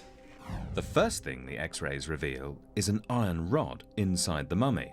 But striking though it looks, it tells us nothing. It was almost certainly inserted by a museum curator early in the last century to hold the body together. Duncan heads back to Andy Wilson's laboratory. He's hoping to find out whether the dietary information from the stable isotope test fits with the picture the team are building of a Chankai male. The isotope data that we've got is telling us that we're probably dealing with maize. We've passed a subsistence existence, Right. so You're looking I think at agriculture. probably a balance, a bit more of a balance. So you're crossing over into an agricultural sort of lifestyle as well as a subsistence one. Then. This confirms what the anthropology had already told the team, that the mummy comes from a later, much more advanced culture than the Chinchorro. The stable isotope analysis has detected a high level of nitrogen in the sample, which indicates protein. The fact that we've got a high nitrogen, a high protein component to diet in the quantities that we're seeing here does lead me to suggest that we're probably looking at an individual that was eating maize, was living perhaps in one of the coastal valleys. Highlands or lowlands? Sort of. We're talking fairly close to the coast, I would think. Just like cotton, maize grows in coastal valleys by the sea. It's looking more and more likely that the mummy belonged to a group such as the Chankai, who inhabited these valleys close to the Pacific Ocean. They grew maize, fish to supplement their diet, and created elaborate textiles, which would have taken weeks, if not months, to make. Another critical part of the puzzle has just come in. Stephen has the results of the carbon dating. What do they tell us about our mummy? What we've got is 371 BP, plus or minus 24. We've got a date between 1450 and 1520. So 1450 to 1520 AD. In terms of culture, I wonder what ramifications that has. Could it be Chankai? Yeah, definitely. It's a good starting point. The carbon dates fit well into the period when the Chankai flourished. One more indication that the mummy belonged to the Chankai civilization. With all these results coming in, it's time for the team to try and put them all together. The piece of fabric that was left on the headdress, apparently the backing is cotton. Oh, right. Which is produced in the sort of lowland areas, and then with this sort of design applied, the colour palette of which is typical of the sort of Chankai culture. That's fantastic because Andy's isotope work, the stable isotope analysis that we've been doing, he clearly showed that the diet is not purely marine, so that there's a maize element coming in there. They were growing things and in that sort of valley areas away from the coast. The team has made huge progress. They're confident of the mummy's status as some kind of leader and that he was Chankai. But the mystery behind his burial posture and the secret of how he died still remain unsolved. Could his crushed ribcage be a factor?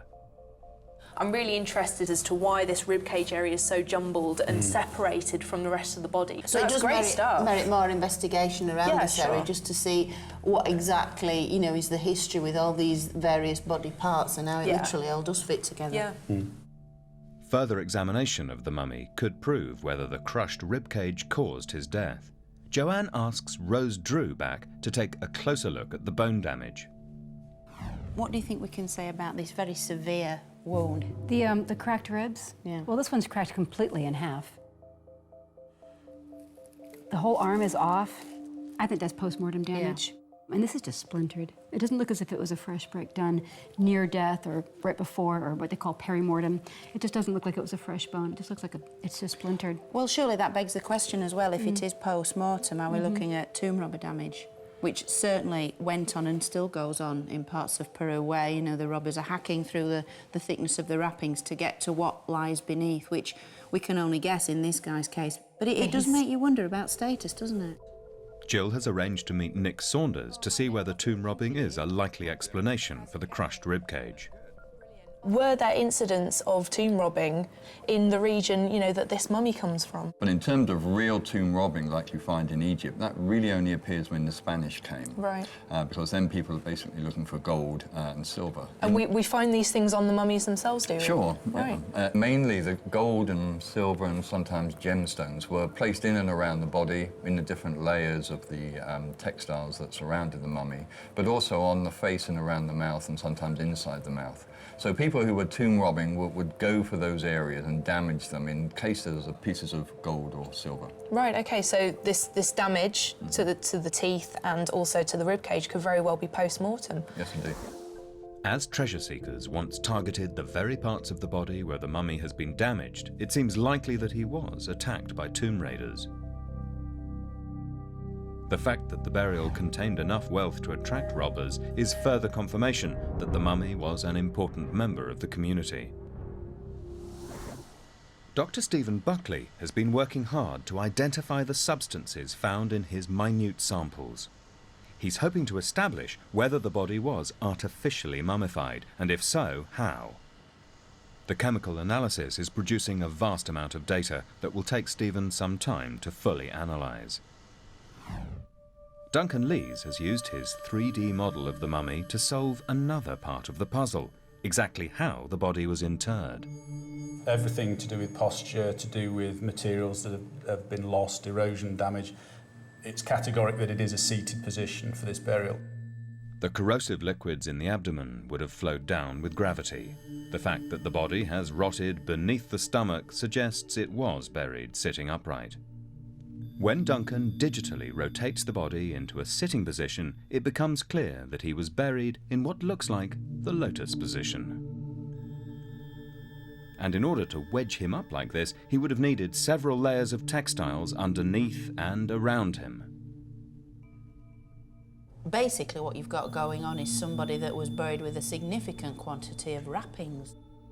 He would have looked remarkably similar to this wrapped mummy from Bolton Museum. Human features may well have been applied to the bundle, like this false head. To support him in this cross-legged, upright lotus position, Duncan has shown that it would have taken a large, triangular pad of fabric. Add to that the cloth used to enclose the mummy and keep it upright, and it would have been wrapped in a huge amount of precious textiles. Given that textiles were so valuable, this is another strong indication that he was both wealthy and important. Anthropologist Nick Saunders believes the mummy's seated position can reveal even more about who he was. This particular person was mummified sitting in this position, which basically signified his status within the culture. And connected him really through the spirituality of the afterlife and the physicality of the real life through posture. The spirits pass through the body, and it depends on your posture in the sense of who you are in society. Now, you see an extreme version of this in the later Inca period, where the Incas used to parade their royal Inca mummies around in Cuzco up in the Andes. Well, I have a spectacular example of this in this book here. This is a royal Inca mummy being paraded around in a religious ritual. And look at the posture of that mummy. It's very similar to this one. So while this particular individual may have been just an ordinary chief of a fishing community on the coast, and this is a royal mummy of an Inca emperor, the idea of status related to posture is very similar. That's extraordinary. The picture of this ancient Peruvian is now becoming clearer. All the evidence suggests he was a leader, a high-status Chankai around 30 years old who ate both fish and maize and lived near the coast. His crushed ribcage was caused after death, and he was buried in an unusual lotus position supported by layers of valuable textiles. But will the chemical analysis support the team's theories? Archaeological chemist Dr. Stephen Buckley has made a massive breakthrough. The tiny samples he took from the mummy have produced two enormous piles of data which show evidence of the use of a balsam. This is a dark, fragrant liquid obtained from plants and trees. It has a consistency similar to honey. It has been used to fix the mummy's hair in life and clearly indicates a person who cared about their appearance. But Stephen has done something even more extraordinary. He's found the key to one of the great puzzles surrounding the mummy. Exactly how the body was mummified. This body has been anointed and treated in various ways, so it was a reasonably complex ritual. And so what we don't have here is straightforward natural mummification. The use of these oils and resins prove the dead man was artificially mummified. The embalming mixture contains shellfish oil, a particularly precious resource for the ancient South Americans. It also includes resin from conifer trees native to Mexico. This has come from another continent, at least 2,000 miles from central Peru. Someone clearly went to a great deal of trouble to obtain these costly ingredients, further evidence that this was a man of rank. The mummy must have deserved the community's honor and respect. The team have succeeded in lifting the veil of time and getting a good sense of who this person was in life. But although the chemistry has unlocked the mystery behind the mummification, it has shed no light on the cause of his death. Don Brothwell is one of the world's leading paleopathologists. He's worked on human remains ranging from ancient bog bodies to victims of modern war crimes. If anyone can use X-rays to reveal a cause of death, it's him. Is there any, clear cause of death, for instance? I don't think so. I mean, there's trauma of the forearm, but that's well healed. There's trauma possibly of the lower leg, but that's healing too. These traumas may not reveal a cause of death, but they indicate that this man suffered multiple injuries, possibly in battle, which would suggest he was a warrior. The individual was fairly sort of strongly built in the shoulder area, from a point of view of musculature, and also, of course, used their arms strongly as well. Where the muscles attach to the bones, there is clear evidence of a strong, well-developed upper body, again, possibly that of a warrior. And no major joint disease here that we can see, although joint disease wouldn't normally kill him anyway. Yeah. Although Don can't pinpoint a cause of death, he spots several extraordinary features on the X-rays. The skull at the front, but between the orbits, you should have well-defined frontal sinuses showing up. There's nothing. Now that's a very feminine feature. If you've got very small or even absent frontal sinuses, the depth of the jaw is quite small, and again, that's rather a feminine jaw, I would have thought. Whilst Rose Drew made her observations from a mere physical examination of the body, Don now has the advantage of X-rays. These reveal crucial new details and allow him to make a startling revelation. The pelvis, this sciatic notch there is very wide open instead of being rather sort of sharply angled as in the males. And the femoral head is small. It seems to me it's female. This late discovery is a bombshell for the team. Sexing a skeleton is no easy task, as men and women share many physical traits. Generally, a male skeleton is larger and heavier. But two key areas are used to determine sex: the skull and the pelvis. Men are more likely to have square faces, heavy brows and bigger jaws, whilst women have high vertical foreheads, no brow ridges and smaller noses. A female pelvis is wider for childbirth, whilst a man's is narrow and heavy. The mummy's brow is very male, whereas its pelvis shows both male and female characteristics. As its genitalia have been eroded, determining the sex is a challenge. Taking DNA from the body is not an option. The necessary genetic material would almost certainly have decayed in the heat of the Peruvian climate. So X-ray analysis is by far the most reliable test. Don declaring the mummy as a woman turns the entire investigation on its head. The cultural artifacts associated with the body, the headdress and the fishing net seemed to point clearly to a male, as did the evidence of strong shoulders and battle injuries. Can Jill and Joann make sense of this startling revelation and the contradictions it implies? I mean, it looks like somebody that fought on a regular basis or had a tough, active life, very confrontational, and then the crown says high status. The posture says high status. But we also have a very short individual as well. 4'4". It's just, there's the so much 4'4" there plus going the pelvis on. Yeah. does reinforce female. So- I mean, that paints a brilliant picture, doesn't it? You've got this tiny little woman with really big biceps, you know, really going for it, Yeah. you know. Amazing. But did cultures like the Chankay really have high-ranking women who might have fought in battle? Joann turns to Nick Saunders, hoping to make sense of what seems like contradictory evidence. So I really need to run a few ideas past you. Sure. Would it be possible that this could in fact be a kind of high-status woman within this ancient Peruvian society based on what we know about the headdress? Would this be possible? Sure, I mean, there's absolutely no problem whatsoever in having a high-status woman.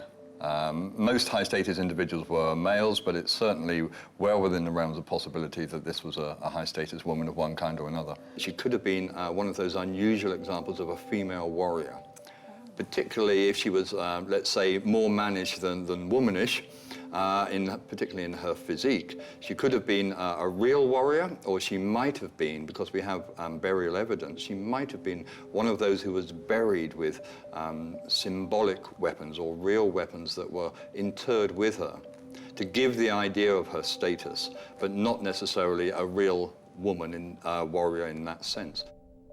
As the Wellcome Trust has no records of how she was discovered, we'll never know whether the body was accompanied by weapons. But it seems probable from her well-developed arm muscles and her healed bone fractures that she was indeed a real warrior woman.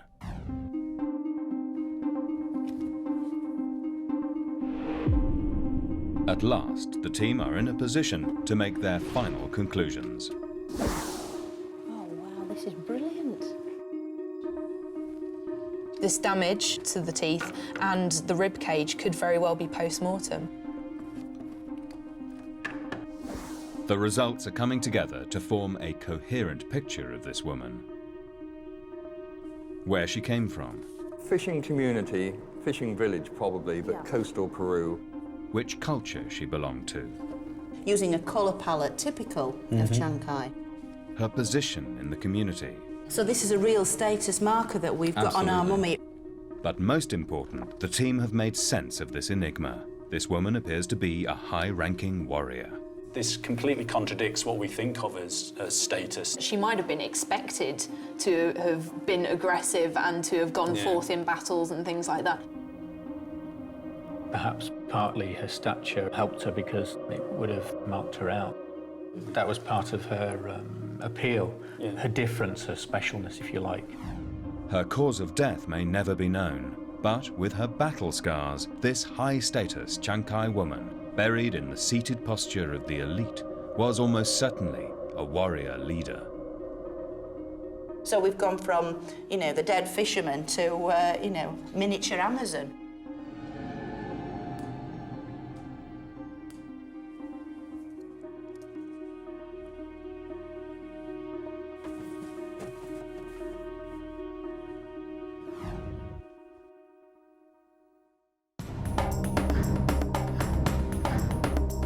I get the feeling that he's not met a happy and content and peaceful demise.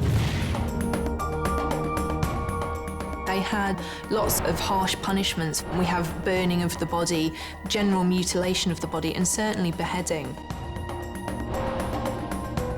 This kind of status of mummification, this standard, isn't given to just anyone. Just because they're 3,000 years old doesn't mean that we can't apply modern forensics and come up with good answers.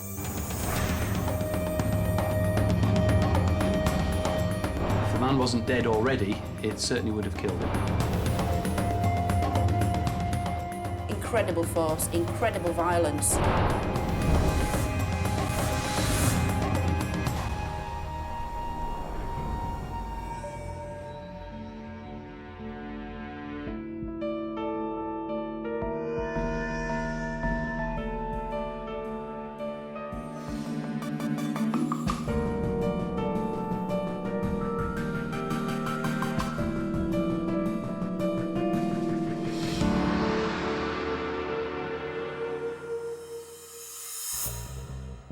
Mummies, the preserved remains of the dead, are a unique window to the past. Cultures like the ancient Egyptians, convinced they'd need their bodies in the afterlife, went to extraordinary lengths to develop advanced embalming techniques to prevent the natural decay that occurs after death.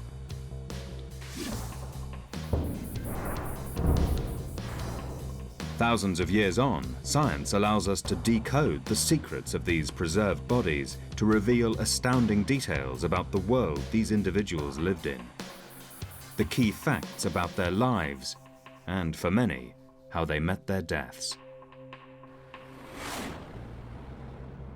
Over 2,000 miles from Egypt, in a museum in the north of England, lies a mummified head. No one knows how it came to be separated from its body. And with just a fragment of this individual to work on, the mummy investigation team is looking at a major challenge. We don't know who he was, how old he was when he died. We don't know where the body has gone. We don't know why the head's just as it is. We've got so many questions that need to be answered. But we know he's from Egypt then, I take it? Yes, we do, yes. Yeah. But that's pretty much all. Fair enough. So, I mean, we can say, looks like an adult male from Egypt. He's obviously being mummified. So you want us to do what we can to try and give you some answers? Absolutely. It has to be said, we are used to dealing with complete bodies, not just body parts. So we will have our work cut out with just the head, but I'm sure we'll be able to pin down some actual answers to sort of really put flesh on his bones and really put him into his sort of ancient context for you. Team leader, Dr. Joann Fletcher, is a renowned Egyptologist. She's examined mummies all over the world, but this could be her toughest case ever.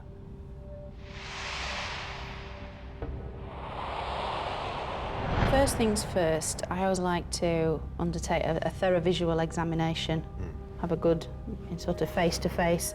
The mummification levels are so superb. I mean, the quality of the preservation of the soft tissue. I mean, look at the profile, that nose is exquisite. Very rarely do you have that. Usually the nose is flattened to the face with the tightness of the linen wrappings. It's very poignant, in fact, because the expression is retained. So it's almost as if he's looking back at us.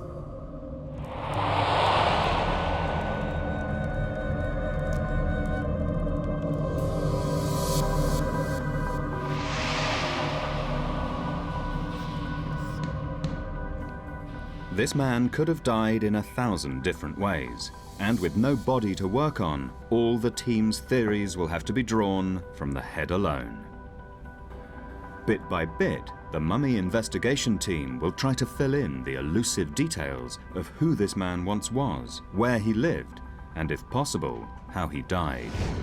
Each member of this well-established team brings a unique set of skills. Duncan Lees works with London's Metropolitan Police and MI5. He'll bring his very special forensic skills to bear on this ancient Egyptian. We're very much a team. Different experience and expertise has to be combined. Dr. Stephen Buckley is a pioneer in the chemical analysis of mummification. He is one of the very few people in the world able to identify some of the vital chemical clues hidden in this head. The embalmers knew their stuff. And Egyptologist Jill Scott's specialist knowledge of ancient human remains will be vital in trying to unravel the real story of how the mummy died. In forensics, we need physical hardcore evidence. The team is about to be briefed at their HQ in the historic city of York. What they want to know is, who is this person, how did he die, and is there any evidence of foul play? So the photos obviously clearly show just a head, and unless there is a photos missing, that's all we've got. Is that the case? What you see is what you get. This is it. It's just a head, and we're used to having complete bodies when we've done other mummy studies, but this is it. It's just the mummified head. So we're really going to have to work hard on this one to pull together all the expertise to try and come up with some answers. I'm going to treat this in the same way that we treat modern cases. A modern murder, even just because this person is of antiquity doesn't mean that the evidence won't be there for how he died. The photographs prompt the team to ask plenty of questions. Right on these awful neck injuries. I mean, something's gone on there. Was it an axe? Was it some sort of blade? Was it a garrote? How did this head, how was it removed from the body? And is it linked to the wounds that we've got above the right eye socket here? Yeah. I mean, was this individual decapitated really? Did he suffer trauma from stabbing or from battery, blunt objects, that kind of thing? The first thing that I'm going to need to do is to go back to the archives and see what I can dig up on this person. It'll be interesting to find out when they actually came into the country and see if that's going to fit in with what the science is going to tell us about this person and status and how they've lived. So, yeah, exactly. If we can pinpoint him exactly where in Egypt and when exactly in Egypt, because that has a lot of bearing, the chronology, doesn't it? That's right, and I think that the mummification can help the materials used change through time. And so if we can identify these, getting a chemical fingerprint of these materials, we can get some idea of who this person was, and something about status as well. It's only now that we have the technology has come a long way and we're able to look at answering the questions. 2 years ago we wouldn't have been in a position to do this, but now we have a really good chance to bring technology to bear on a several thousand-year-old head and answer the questions about how this poor man died. My main concern in this case that it is just a head, so we have to sort of be cautious that there's only so much that we're ever going to be able to find out. Most of the evidence which could throw light on this man's life and maybe explain his death is missing along with his body. So it's going to be a tough task to try to unravel this ancient mystery.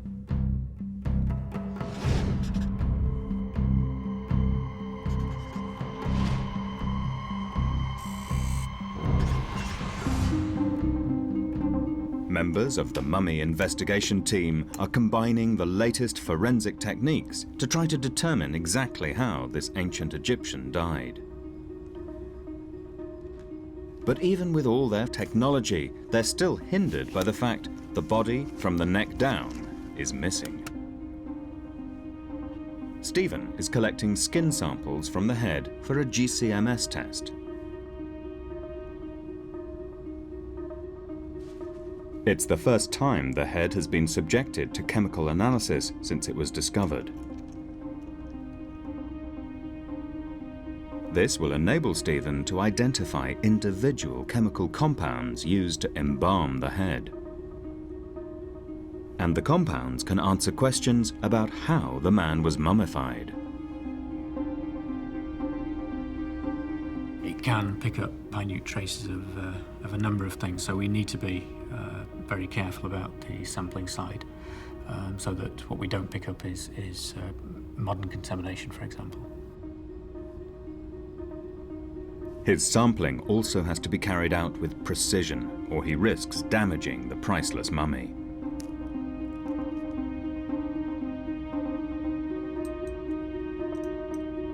The mummification will provide quite a few clues as to who he was. The standard is excellent, and the materials that we find can certainly help us to put him in his proper place in history. The equipment is so sensitive that it could detect 2 drops of blood in an Olympic-sized swimming pool.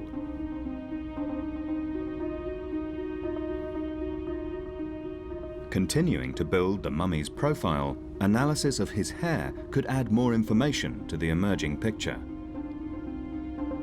It can tell us about the quality of the man's diet, a strong indication of his social status. What I'll be doing when I get back to the lab is to extract the organic materials, the organic residues from the samples. I've got to get a chemical fingerprint, and then of those individual components, put back together the materials employed, and that can really be very, very valuable in telling us about the life that this person was involved with.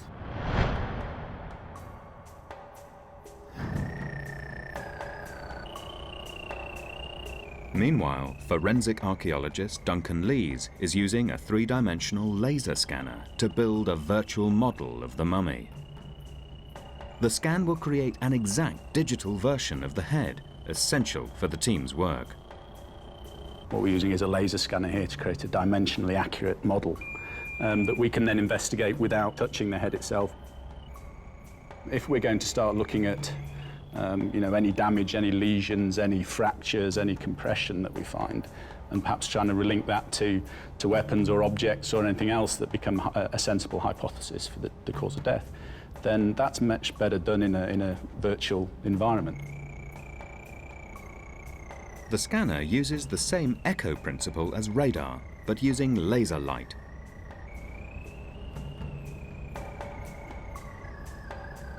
The laser beam scans the surface of the subject, creating 20,000 precisely measured points every second. This incredibly detailed information is sent back to the computer, which generates a precise three-dimensional virtual model. It has phenomenal accuracy. The margin of error is just 20 microns, 20 millionths of a meter. Less than the width of a human hair. I get the feeling that he's not met a happy and content and peaceful demise, and we need to do him the service and, if you like, give him the justice of trying to find out to the best of our abilities how he died and put that on record. I think he's waited long enough for that.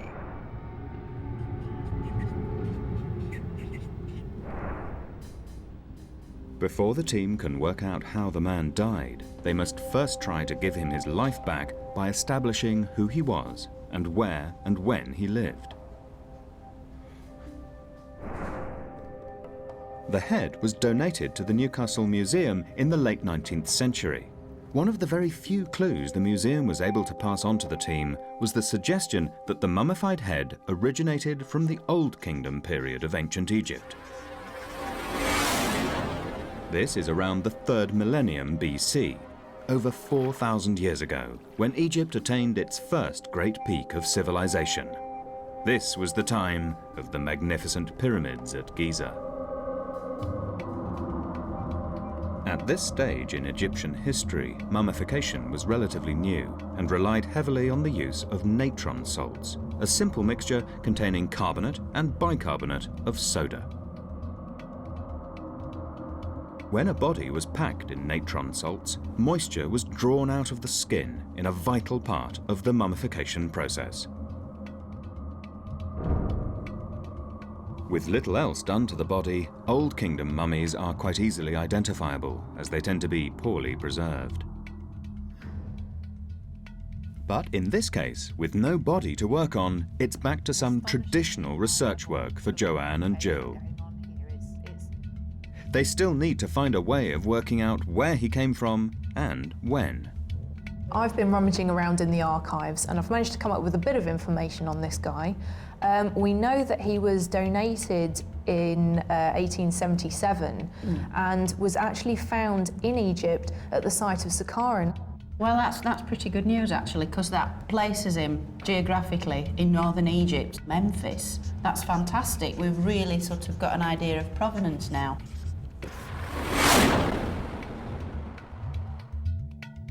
The link to the burial site of Saqqara is a significant development, as this was the graveyard for the capital city, Memphis. It was where Egypt's rulers and elite were laid to rest. Clearly there is an astonishingly high level of mummification going on here. It's not your standard stuff. It's really well done. I do think certainly there is a very good chance that he would have been about royal duties in his everyday professional life, because this kind of status of mummification, this standard, isn't given to just anyone. This is really the creme de la creme, I think.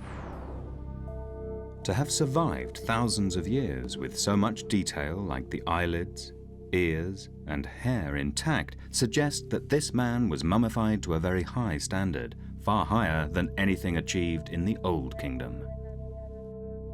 I think looking at the mummification techniques, we're dealing with something certainly at least 1,000 years after that. Right. I think the mummification techniques at the moment are pointing towards a date 1200 to 1000 BC.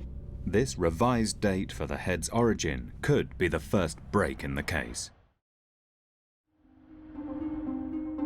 The quality of mummification suggests the mummy dates from the later part of the New Kingdom, closer to around 1000 BC. The New Kingdom was the time of some of Egypt's most famous rulers, such as Tutankhamun and Ramesses II. Adjusting the head's date of origin by over 1,000 years has huge implications.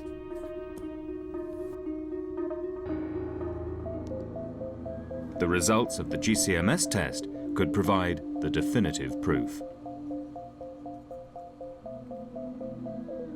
Gas chromatography mass spectrometry is the gold standard of chemical analysis, crucial to criminal investigations.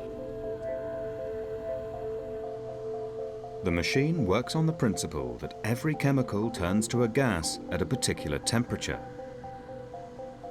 By gradually heating the microscopic samples taken from the head, the test should reveal the hundreds of component compounds by examining the point at which they turn to gas.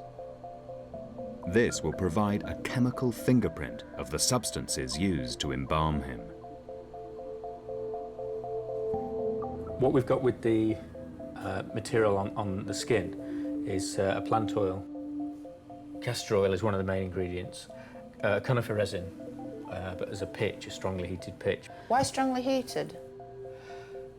I think the rest of the chemistry is giving us clues, and I think in this case it may be to actually darken it, to blacken it. Because we also see bitumen in here, but it's only a minor component. But the fact that it's there at all is helpful.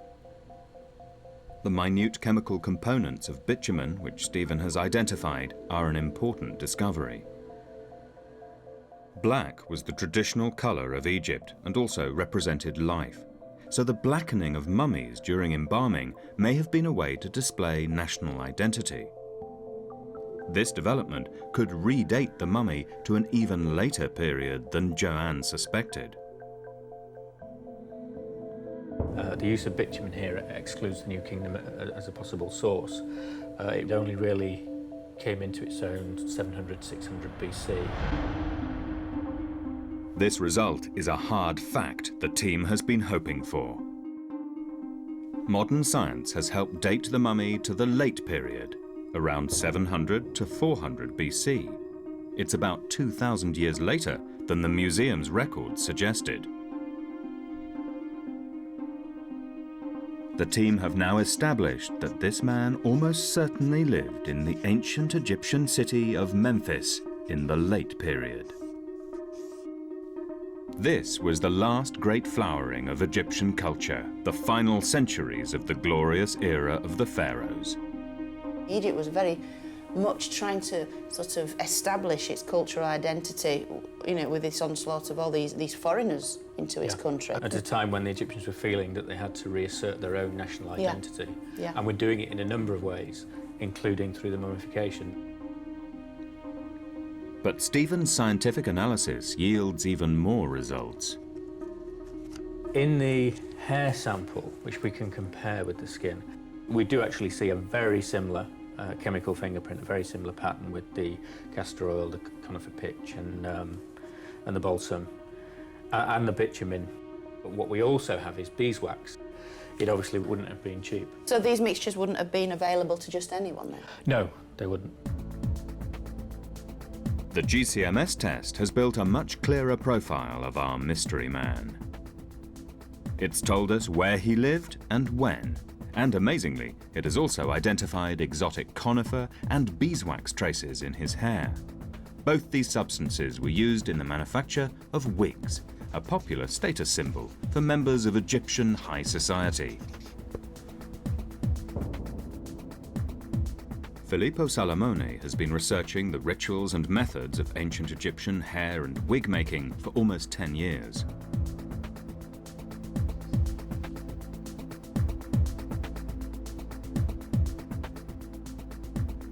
Using techniques thousands of years old, Filippo has carefully reconstructed the kind of hairpiece a high-status Egyptian man, like this mummy, might have worn. Phil, that's absolutely fantastic. Thank you. One of the things that I did learn very, very quickly when making this wig was just how skilled they were. Probably more so than they are today, because everything was done obviously by hand and without the modern tools. This intricate hairpiece has taken Filippo 4 months to create, and he's used one of the very substances discovered by Stephen in the mummy's hair. The ancient Egyptians did attach each piece individually by the use of beeswax, by drawing the piece of hair along. Judging by the amount of time and effort and energy it's actually gone to creating this wig, I feel as though he would have been somebody of wealth. What we have is the wig as a status item, because not only by wearing it to appear different to the vast majority of people in society at that time, you're also sending out the sort of signal that I have enough wealth at my disposal to have people make these things for me. And that does raise the sort of question. I mean, would he have been so well marked out in society as to have him, made himself a target, perhaps? I mean, could he have been a victim of a random act of violence or even mugging? Yes, I was going to say. All these ideas come into your head because, you just can't help it when you look at this wig and you imagine him wearing it.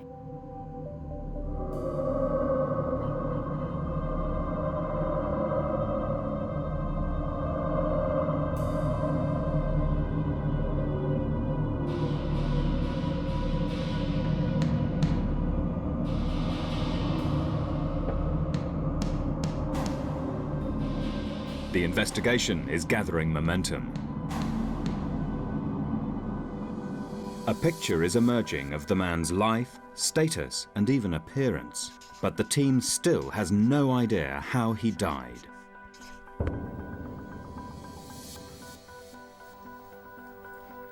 Jill has returned to the Egyptian archives in Newcastle. She's looking for evidence of the practice of beheading in late-period ancient Egypt. These are all images by Baron Dominique Vivant Denon, who was with Napoleon during his conquest of Egypt. And, he's gone around and he's drawn scenes that he's found in tombs and monuments. And we have some fantastic images of a man here holding a knife with a person beheaded. So his head's on the floor and he's bound to a post. Now that is perfectly feasible for what's happened to our guy if you actually look at the wounds. So that's actually quite interesting. These have been taken from tombs and monuments, so we know that they do exist, and they definitely show people being beheaded whilst alive as some sort of punishment or ritual. We have all of this evidence here that is saying that it definitely went on in ancient times, which is really important. So people were definitely beheaded at the time. But is that how this mummy lost his life? Joann has decided to consult a radiologist to investigate beheading as a cause of death. Dr. Ian MacLeod specialises in the analysis of Egyptian mummies.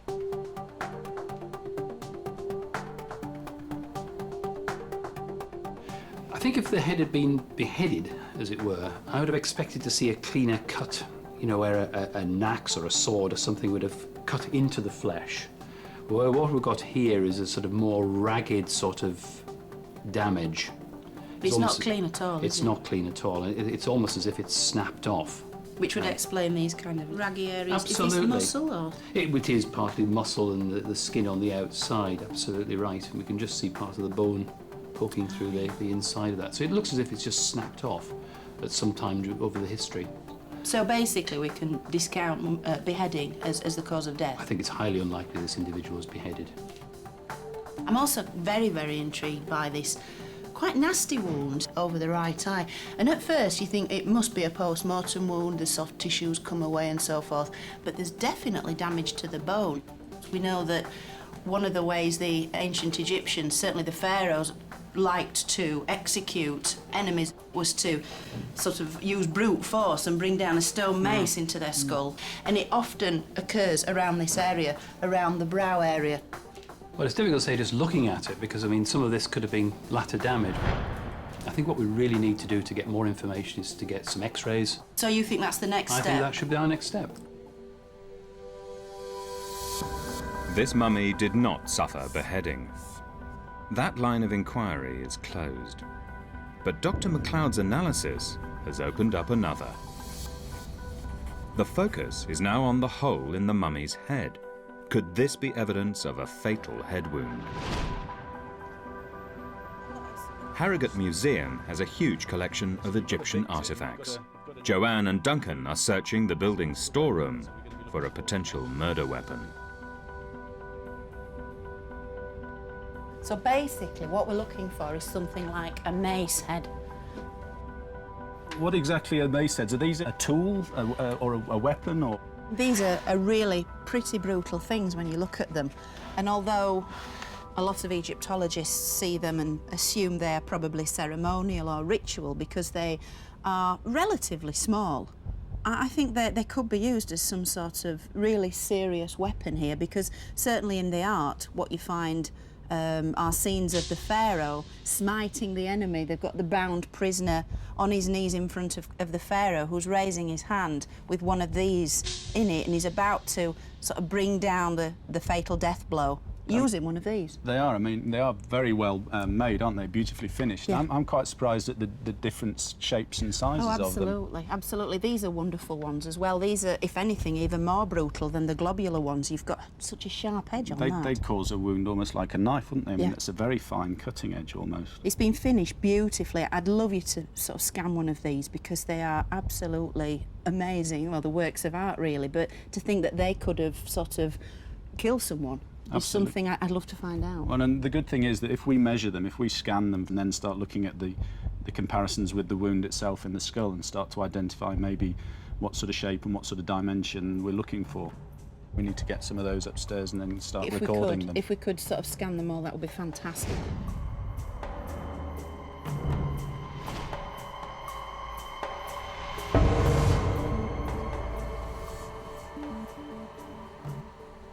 Like the actual mummy, the ceremonial mace heads are thousands of years old and just as priceless. What we can do here is scan from above it, but also from underneath it, without having to move the object at all. People have raised doubts. They have said these look too small to have done any damage. They must have been ceremonial, and we just want to answer that question one way or the other. And we've been to a number of scenes of crimes where objects, you know, not much heavier than this and certainly not much bigger than this, have done awful injury to people. The scan will give the team an accurate digital image of the mace heads.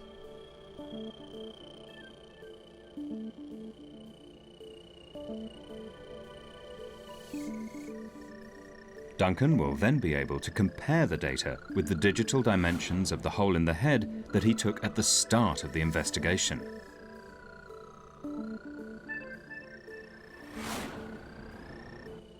Just because they're 3,000 years old doesn't mean that we can't apply modern forensics and come up with good answers.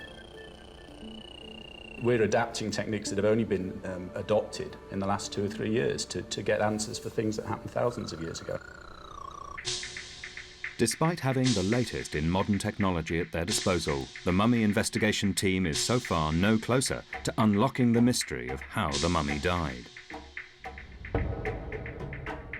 Duncan is trying to digitally recreate how this man might have been killed, and Joann is planning to physically reproduce the same kind of brutal injury.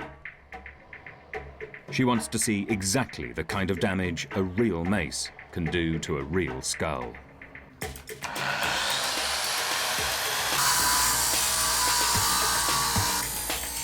She's commissioned stonemasons to reconstruct a pair of ancient Egyptian mace heads. They're working the granite with diamond-tipped blades to ensure an accurate finish.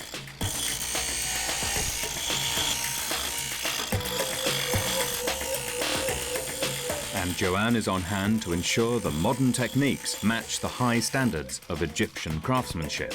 Do you think this looks right? I think it does. I think it's coming on really nicely. You like to take the chamfer a bit further down? Yeah, just like a millimetre, a couple of millimetres maximum, just to get that nice curve coming along.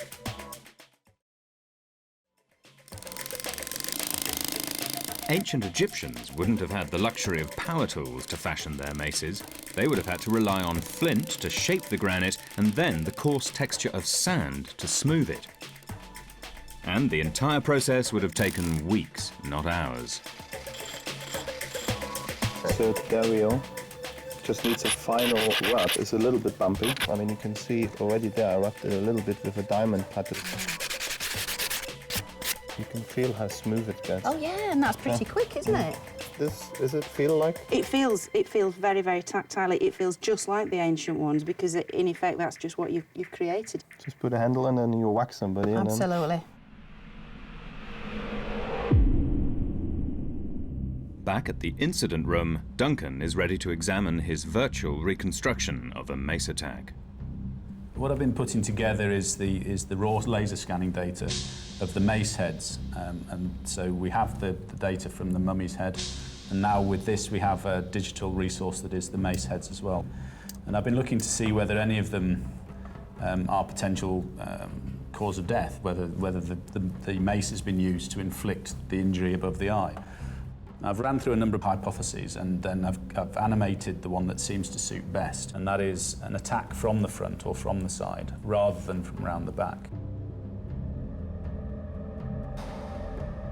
When we digitally put them back on that shaft, they come out to be the sort of dimension that you get with a claw hammer. You've got a strong wooden shaft and then a weighty and in some cases, quite pointed object that would cause a huge amount of damage. I've seen the damage that objects like that can do to people, and it is definitely a potential cause of death. You would definitely be able to inflict the sort of wounds that we're seeing above the eye. Right, so is there a particular one that you think is going to be more effective or at least more likely to be related to the injury that we're looking at? Certainly the ones that we looked at that were broadly in two categories. There were the ones with the ridge on, like you see here, and then there were the ones that were sort of more rounded and blunt. Both of equal weight, but I think that we're looking at the blunter one for the size of the impact and also the more diffused shape to it. Joann is going to attempt to match the damage on the mummy's skull to the replica weapon. If the skull damage matches, a mace could have been the murder weapon. Pigs' heads have a similar skin and muscle structure to humans. Although the bone is thicker, a mace will do similar damage to either skull. The pigs' heads will be struck by the two types of mace. Then they'll be x-rayed to see if the damage to the skulls matches images of the mummified head. Basically, these are the two very distinct types of mace heads the ancient Egyptians used. As you can see, they're very, very different in type. Yeah. So if I could give you those. Certainly. And then if I put on the heads themselves, exactly where I'd like you to aim for to sort of replicate the kind of damage we saw on the mummy, that will be absolutely tremendous. So no problem. Take it away. Give it a go. Right.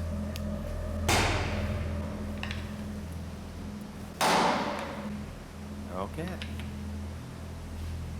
I think the second one's done the most damage, I think. Well, you've got a brilliant aim. So this one was inflicted with this one? With that one, that's Yes. interesting. And then this one that I thought personally would inflict the most damage hardly seems to have done anything, does it? No. That's intriguing. Contrary to their predictions, the disc mace has been the more lethal implement. With all the work that you've been doing, do you think that a blow from a mace head could have been the cause of death for our individual? I have to say that yes, it could. I have to say that nothing that I've looked at so far rules it out as a possibility. We need to maybe look at get some x-rays done, take this to, and you and Joe maybe get some x-rays done, look at the type of wound that I can't see, so the damage that's inside the skull. Both forensic experiments have been a success. It looks as if the mummy could have been killed in a mace attack. The team now needs real proof to support the theory.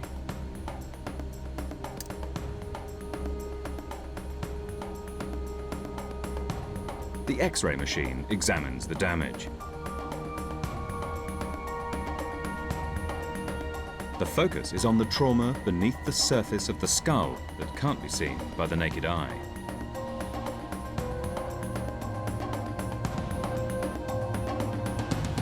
The X-ray images will give the team a closer look at the cranial damage to both pigs' heads and the mummy to see if the wounds are consistent with each other. Professor Don Brothwell, a leading paleopathologist, will examine the X-rays. He's an expert in determining cause of death and was a leading investigator for the war crimes tribunals in the former Yugoslavia. Here we have the results of the X-rays back from the experiments we did on the pig heads with the maces. You can see this one is the globe mace head, the circular one. And the effects on the other side of the disc mace head with the nice fine edge. So very different injuries sustained on each of the pig skulls, and then we've got the actual skull, which also shows this area of damage. So I'd really like your opinions on the sort of comparisons we can see here in terms of the kind of injuries sustained.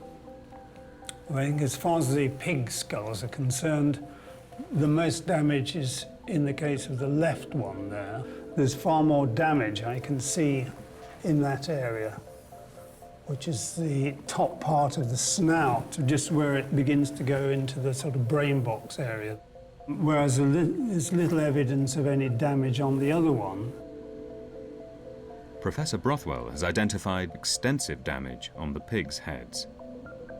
Bearing that in mind, the damage in the human skull is very modest, and it follows the contour of a part of the frontal sinus system. The air spaces inside your frontal bone. Now, had it been a real serious impact injury, I would have expected damage to extend into the other parts of the frontal there. The damage to the mummy's skull just isn't extensive enough compared to the more dramatic trauma visible on the pig skulls. After all the tests, a mace attack can be ruled out as the cause of death for this mummy.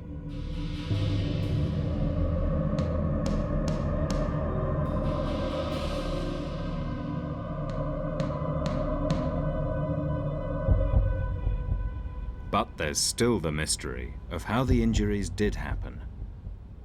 It's not an example of beheading. Oh, it's right. not a victim of a mace attack. It wasn't sort of bludgeoned to death.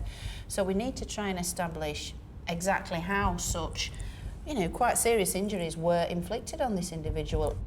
To be sure that the team haven't missed anything, Joann and Jill revisit the facts that they've already established about the mummy. We know that he's male. We know that he's high status, both from the quality of the embalming, but certainly the results of the chemical analysis even show the nature of the hair styling fixative applied to his hair. So we know that in life he would have been quite a dandy, quite flash. He would have worn the wigs that they wore in those days, of course. Really marking him out in society, I think, as a high-status individual. When we look at the possibility that this individual came from Saqqara, which is the burial place of wealthy people, it's going to be a prime place for tomb robbers to target. This person's going to have been buried in all of their finery, necklaces, jewellery, things like that. So tomb robbers are going to want to come in and rip out all of this stuff because they've got to be in and out as quickly as possible. What we've got here from the ancient times is somebody saying that we found this noble mummy of this king equipped like a warrior. A large number of sacred eye amulets and ornaments of gold was at his neck. It was a real smash and grab raid, wasn't it? Go in, head off, jewellery taken. And I mean, time was of the essence, wasn't it? So they weren't going to hang about. I mean, they would have had to have done it as quickly as possible to avoid being caught, because obviously the punishment, being caught, was really severe. You know, we know of examples of impalements, beatings and all sorts. So, you know, they really did have to be expert at getting into these tombs and getting out very quick. So, well, that would explain both the beheading, so-called, and this blow to the head. So both of which are post-mortem, and both of which are certainly not the cause of death. Yeah. But even though tomb raiding might explain these injuries, the team is still no closer to establishing how the man actually died.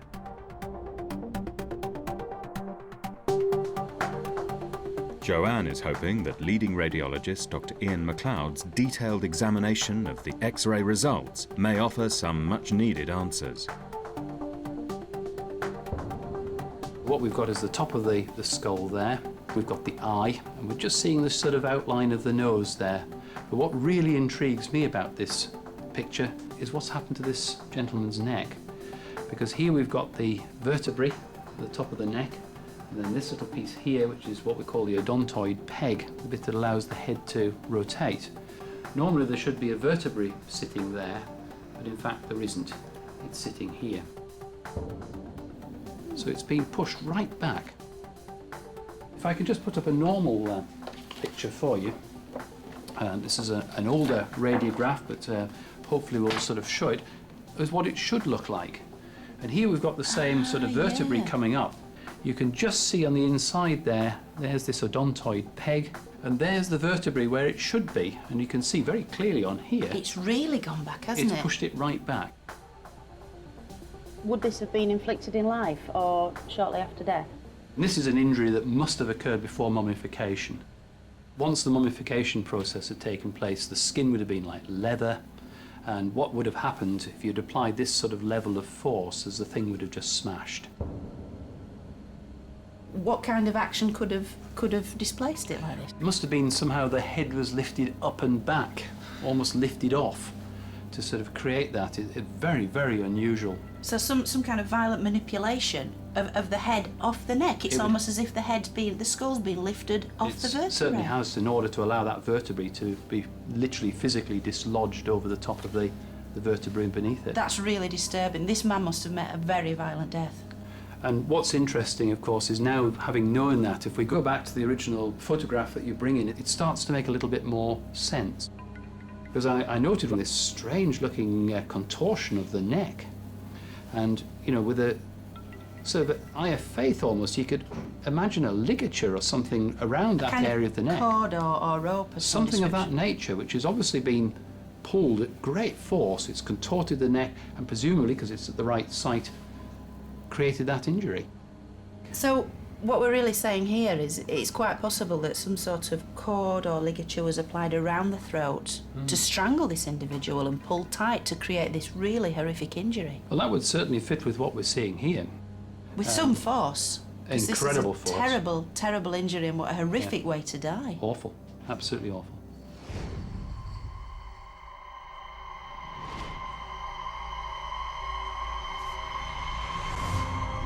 This has been one of the toughest assignments yet for the mummy investigation team. This kind of status of mummification, this standard, isn't given to just anyone. But what we also have is beeswax. Would he have been so well marked out in society as to have him, you know, made himself a target?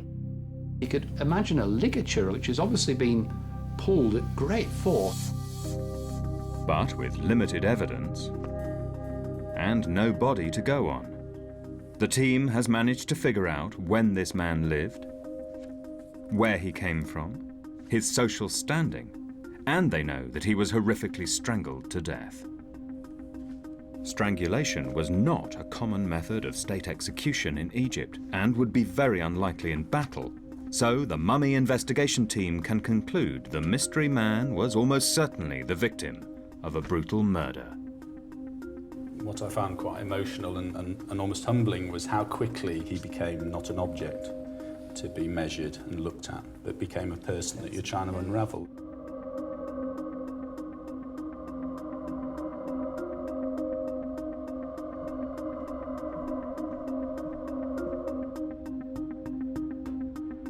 I think the science has really helped to put this individual into some sort of context.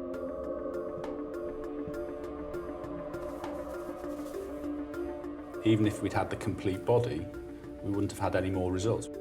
We couldn't have said more than, you know, who he was, where he was from, what the cause of death was.